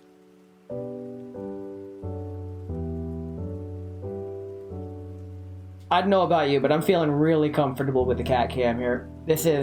She is on my arm, so if I were to continue playing, I could either try to play with one arm with my left hand on the mouse, or... Oh, look at this cat. Look at her, she's getting even more comfortable on my arm.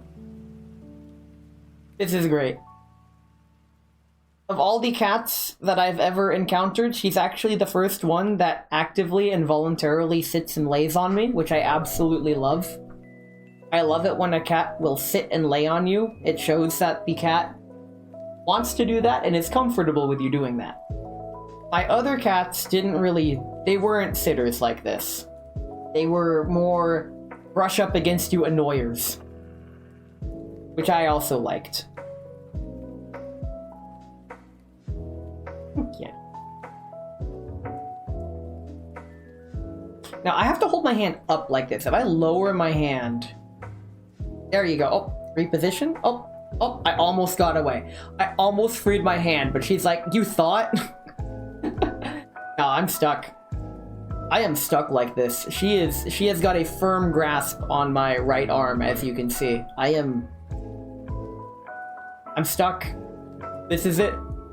This is the stream. This is what Gunsmith Simulator has become. I have become Cat Cam Simulator. Chilling on a Sunday afternoon. Lazing on a Sunday afternoon, as Freddie Mercury would have said. I like that song. I don't really know how it goes. Karaoke last night was crazy. It's all coming back to me, some of the things that happened last night, because when I get super drunk, my memory decides to go on vacation. But there have been some things that have been revealed to me from last night, such as a new inside joke. My karaoke nights get wild. and we have a lot of fun. The next karaoke night will not be in 2 weeks. It will actually be in 3 weeks. After Off-Kai. So the weekend after Off-Kai. Y'all wildin', yes! Like how my cat... There we go. Scratch your belly like this.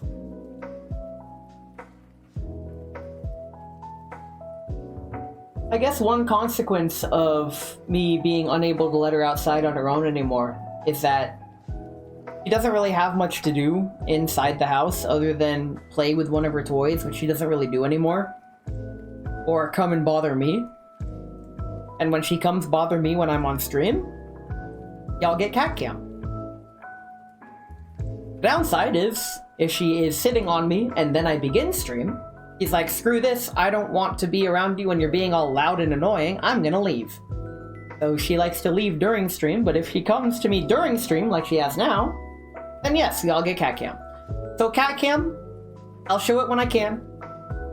But unfortunately, I do not get to control when my cat wants to be on camera or sit on me like this. We enjoy cat cam. We enjoy cat cam. I love cat. This cat cam idea just so happened to be right place, right time. Because I have my webcam pointed, like, it's on my monitor, and it's angled down for obvious reasons. Like, wait a minute. My cat is in frame. I can just cat cam.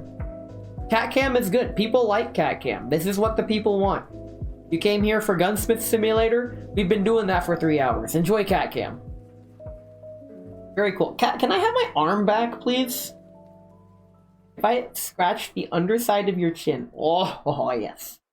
Chin scratching. He is in full relax mode. Which means if she falls asleep on me like this is just going to be the rest of the stream. I guess in a sense, this is the kind of chill, easygoing stream that I was going for. I'm not known for this. If you think I'm a chill, easygoing, lo-fi friendly, family friendly streamer, I am not. I am absolutely not. I am none of those things. But I do follow my fair share of those kinds of streamers. So this is me taking a note from them on how to be a chill, lo-fi, cat cam streamer. Very cool. I'm hungry. My food is right there and I can't eat it because my arm is taken. Can I please have my arm back? If I just start really petting you, you might move. There you go. Oh, here's your weak spot. Every cat's weak spot. Scratch them right at the base of their tail. Allegedly, this turns them on. My cat has been spayed and neutered, so he does not have to worry about that.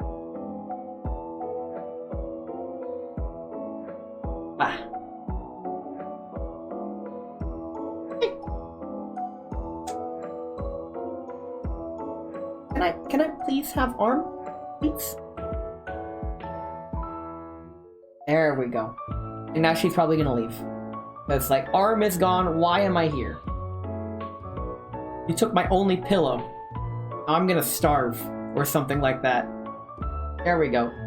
Yes, you can knead your paws into my right thigh. I have so many scars on my right thigh because where her paws are right now, that's where she kneads, and she has really sharp claws. Skill issue. It's not my fault that she likes to knead her paws into my thigh. My right thigh specifically. She loves it when I scratch here. Part of knowing your cat is knowing where all of her favorite parts to scratch are, and I have them all nailed perfectly. She is loving this. Oh yeah, she even presses her head into where I'm scratching to like give herself more pressure. There we go, stabilize her with my arm. There you go. Oh, yes! Yes! Oh! Very cool. This is wonderful.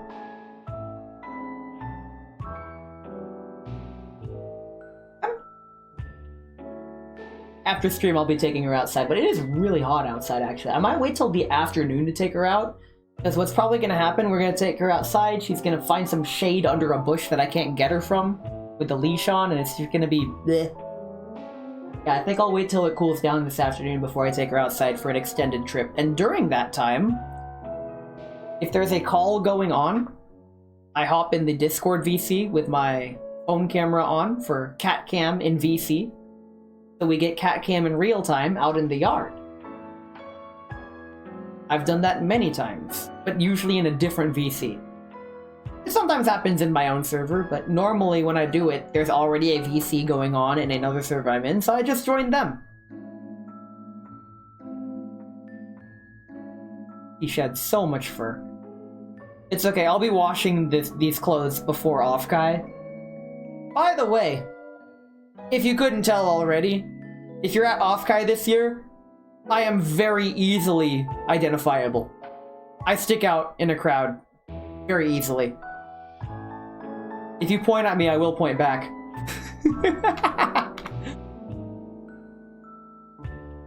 But hey, now that my hands are free, I can finally eat.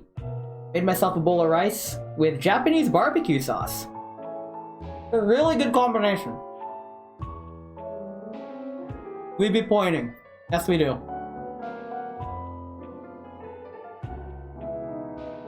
I've already confirmed that there will be some people who will point at me at Offkai. I'm ready. I will point back. It's gonna be funny.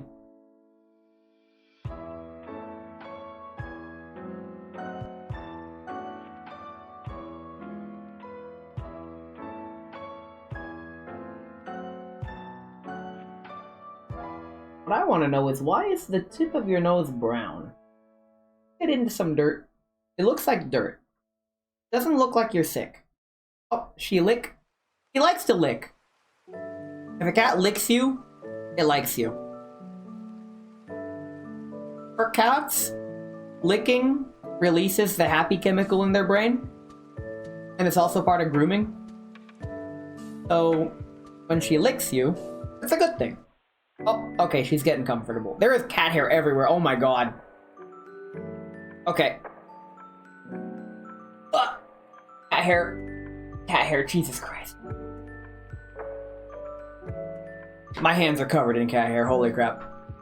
Now, I am going to take this time to set some things in OBS. Mainly in the game scene, I just have to find my toggles. There they are. And what we have here is cat cam in game. So we get cat cam while we play the game. Let us build this Desert Eagle that we bought. The greatest handgun ever made. I gotta move a little closer, can't reach the keyboard, my arms are too stubby. Okay, what do we got here? Oh! I get to choose how I want to make it. Unobtrusive safety. Keep it classic. Ported barrel.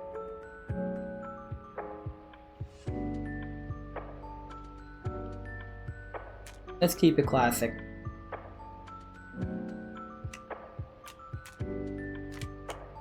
It's currently on it.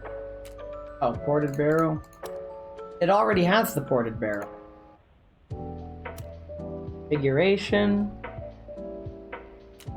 So we currently, let's use the current configuration.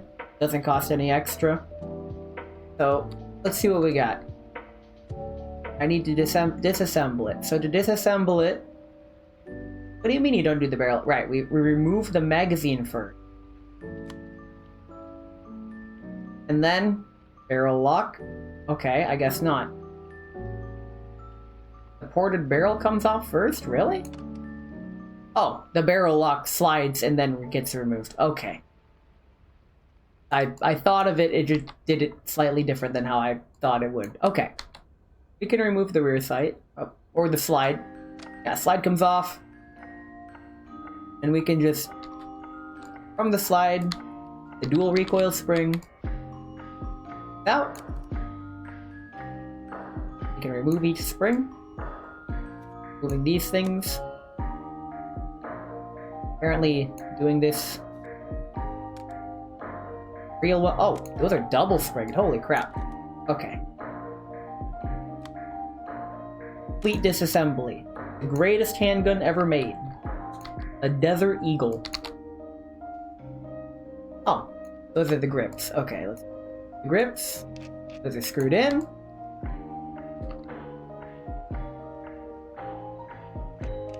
Also screwed in. I'm gonna move my keyboard right here. There we go. Much easier. Hammer housing. The hammer. I hardly know her.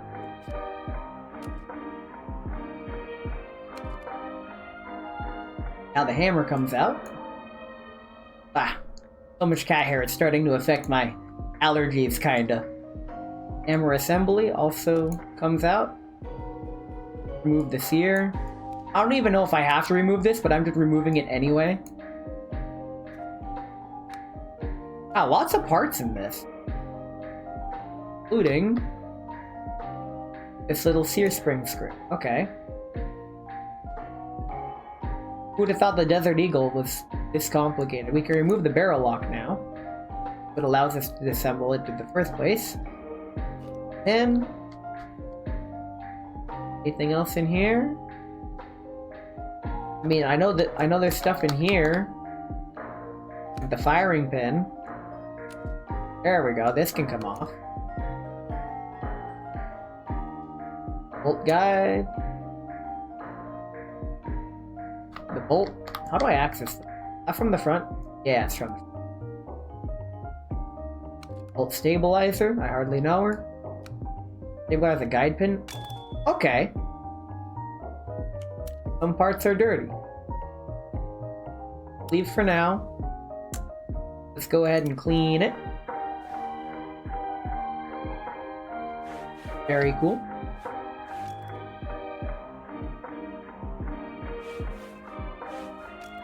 Nice. Oh wow, there's a lot of parts that need cleaning.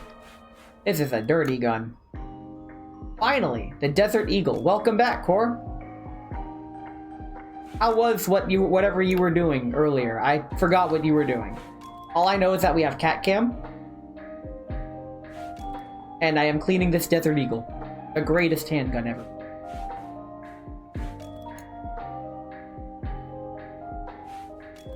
Spring.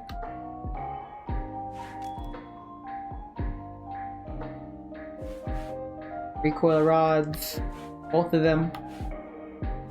Not sure how you can tell which one's left and which one's right. Stamped in neo-beaten and without abusing the big shot exploit. Nice, man, did it. He did it. And I'm still streaming too. Congration, you done it. Go ahead and oil the parts.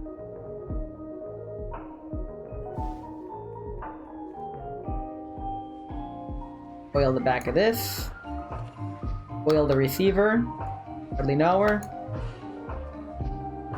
Lubricant, you want to keep these, even on airsoft replicas, you want to keep these lubricated. As we saw earlier, some of these get lubricated from the factory. You still got to take care to lubricate them as required. Where the... There we go. Being finicky. There we go. Receiver's there. Lubricate. Wait, really? We just have to do that part? Right, because that's the part that goes... That's actually touched. Recoil spring guides also need lubrication. Yeti. Get up. Oh. Okay. Okay, understandable. If you want to stand out of frame, I will disable cat cam. Because... Oh. Don't sit on my mouse. I swear to... She wants outside. She can see out the window from where she's sitting. So she likes to sit here, but there's not enough room on the table for her. So I just have to shift everything to the left. But her tail is... You gonna move? Please? Your boy's busy over here. You know I love you, but... Why do you insist? Oh god, she's pressing buttons on...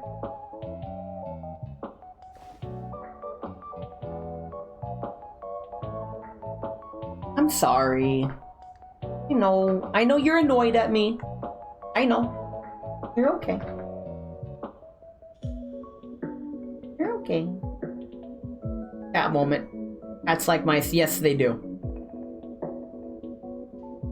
Okay, we don't need this anymore. I'm gonna put that away.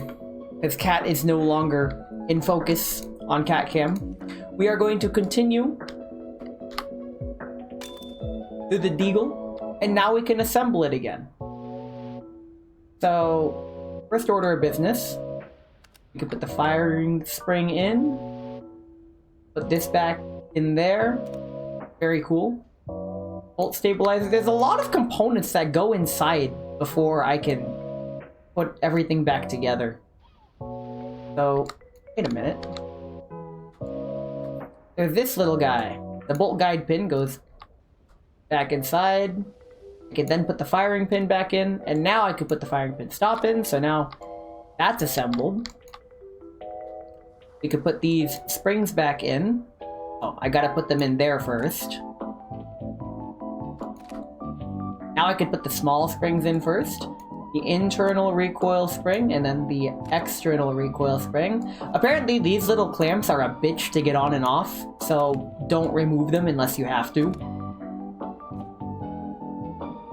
Cool. And the recoil springs are inserted back into the slide. I could probably put... Oh, can't put the ported barrel in yet. Gotta put the barrel lock pin in.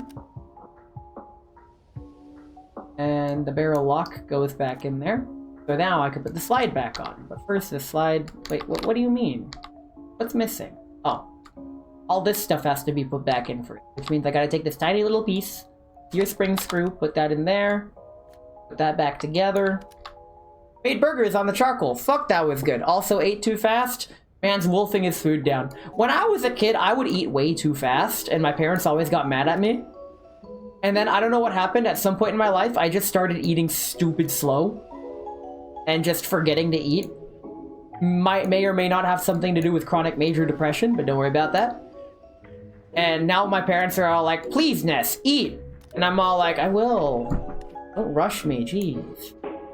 My cat has officially left the table, meaning I get my mouse space back. Alright. And now we can put the grips back on. Get to grips with this, ayo.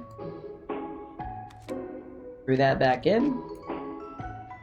Very cool. And now we can put the ported barrel back on. Put the magazine back in. And voila! What we have here is an assembled Desert Eagle. The Deagle, the greatest handgun ever made. This thing is absolutely fucking massive. Like, oh my god. By the way, also CO2 powered. You're starting to notice a theme here. I've found that CO2 is a lot more accessible. At least it was at first. But this Desert Eagle is the WeTech Chrome version. It's very big, very heavy, and it's a full-size licensed Desert Eagle. You can see the trades that are engraved onto this, onto the frame, onto the receiver. Now, I'm not going to disassemble it because there's cat hair everywhere, but I can confirm that the disassembly is as follows. You remove the mag, and then you pull the slide back. I'll lock it back for ease of use. And you flip this lever here. That's why I was going for this lever first when I tried to disassemble it. You flip the lever, and then the slide... You flip the lever, you flip the gun upside down, and then it'll come apart. If you don't flip the gun upside down, the recoil springs and internals will just fall out. By having the gun upside down, it will keep everything in place so it doesn't fall out. So, yeah. Desert Eagle. This thing kicks like crazy, because it is a gas blowback. The safety mechanism is ambidextrous. It's this lever right here. Red means dead. This is live. This is safe. And as you can see, if I cock it back with an empty magazine, it stays back. So yes, the empty meg slide lock feature is so cool. And as you can see, it opens all the way. One thing worthy of note on this airsoft replica, the hop adjustment is right here, and it takes an Allen key. The problem is that that Allen key, according to what I saw online, is 0.05 inches. It is a minuscule Allen key that I said, screw it, I just ordered a tiny Allen key set from Scamazon, and that'll be here sometime. But yeah, the greatest handgun ever made, the Desert Eagle. 7 shots, more than enough to kill anything that moves. You can see just how big it is compared to how I could fit my other 2 replicas on this blue cloth here. I still don't understand why we all have all of Alan's keys. Don't worry about it. He doesn't need them where he's at. In any case, I already checked that this is lubricated. It came lubricated from the factory, but after a while, I'm gonna have to lubricate it myself. But that's another time. Back to the Desert Eagle. Let's fire it. So, we're finished. Let's take it to the range.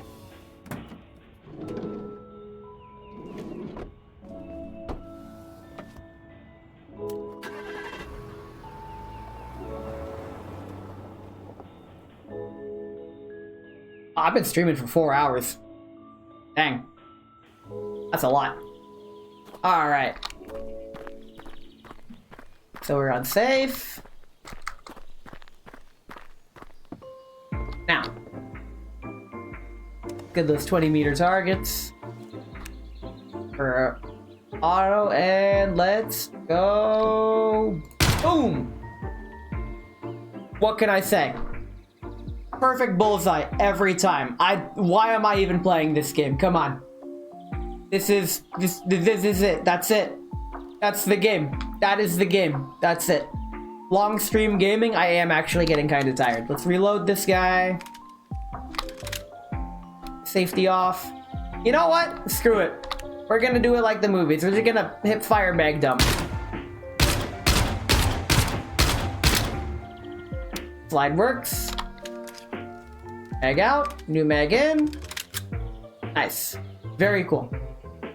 Any case, let's just head back. We'll put this gun away, and I think we'll just call it a day, actually. Yes, you've lost the game? Skill issue. Lamau. There was a guy at SoccerCon with a big sign saying you lost the game. I'm immune to that. I'll make people lose every game. Let's go ahead and take our Deagle, the greatest handgun ever made, and put it in the gun safe. Store it? Yes. You can safely store weapons from your personal collection. Very cool. And next time we play, we have a Derringer. Nice. Another Michelet pistol, another Mossy Nugget, and another Glock 17 that has been water damaged, probably. In any case, that's what you could look forward to next time I do Gunsmith Simulator, which there will be a next time. I really enjoyed this. This is a nice Sunday chillax game, or heck, even a I want to stream but don't want to do a Japanese game. I can just pull this in. In any case, skill points. Let's go ahead and distribute our 5 available points just because we can. We've already got the discount one. And with that, we're gonna save. We're gonna exit. Unsaved progress will be lost, but we just saved.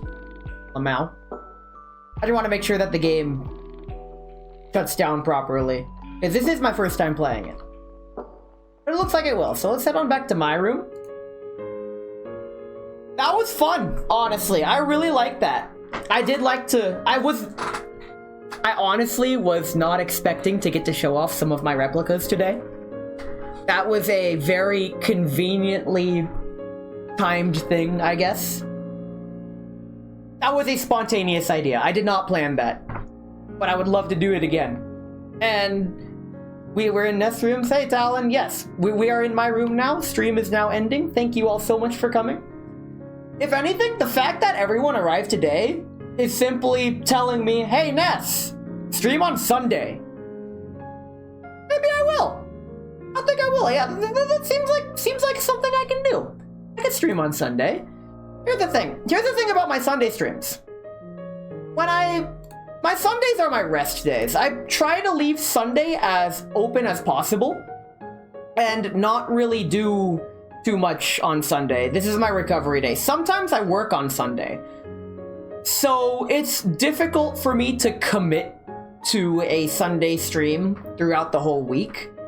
But if I know that I'm going to stream on a Sunday and I'm able to, I'll try to put the announcement up with the schedule or just an offhand announcement saying, hey, I want to stream on Sunday.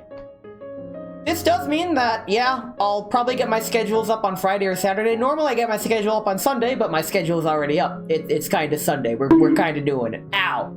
I can't believe you've done that. I am being bonked for being transparent with my schedule and committing to it when I can. But my family also knows that their best chance of getting a hold of me is on Sunday. So there may be times when I schedule a Sunday stream and it is possible it may get cut short or interrupted. But I'm gonna do my best to communicate with all my contacts to see like, hey, I'm busy this Sunday, sorry. Until then, who can we raid? Oh, there's not too many people on right now. Stella's on.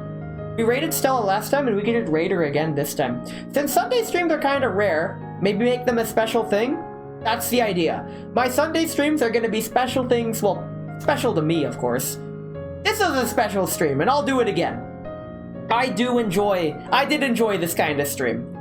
That's why I wanted to do it, and I'll fucking do it again. In any case, we raided her last time. We're gonna raid her again because she's like the only person that's on right now. Raid Stella_Alorium. Right now she's playing Fran Bow. It is a point-and-click horror game, but I've watched a playthrough of it. It's not that scary. It's very spooky, I guess, but it's not a straight-up stream horror game. So it's worth watching if you ask me. So yeah, I met Stella through Resta, actually. Bye-bye, Ness. Bye-bye, Talent. It doesn't have to be bye-bye, though, because I have a Discord, and I am very active in the Discord, as are many others. Discord is my third place, straight up. I am always in my own Discord, as well as some other people's servers as well. So if you want some hangout or want to talk to me or anyone else, I have a server. We host events nearly every weekend, including but not limited to karaoke nights and F1 race watch-alongs. Until then, let's all go bug Stella. Until then, I'll see you all on Wednesday. That's my next scheduled stream. I might stream Girls Frontline tomorrow, maybe. Don't count on it, but that is in the cards. Until then, thank you all so much for coming to my Learning About Guns stream, and I'll catch you next time. Take care of yourselves and have a great rest of your weekend.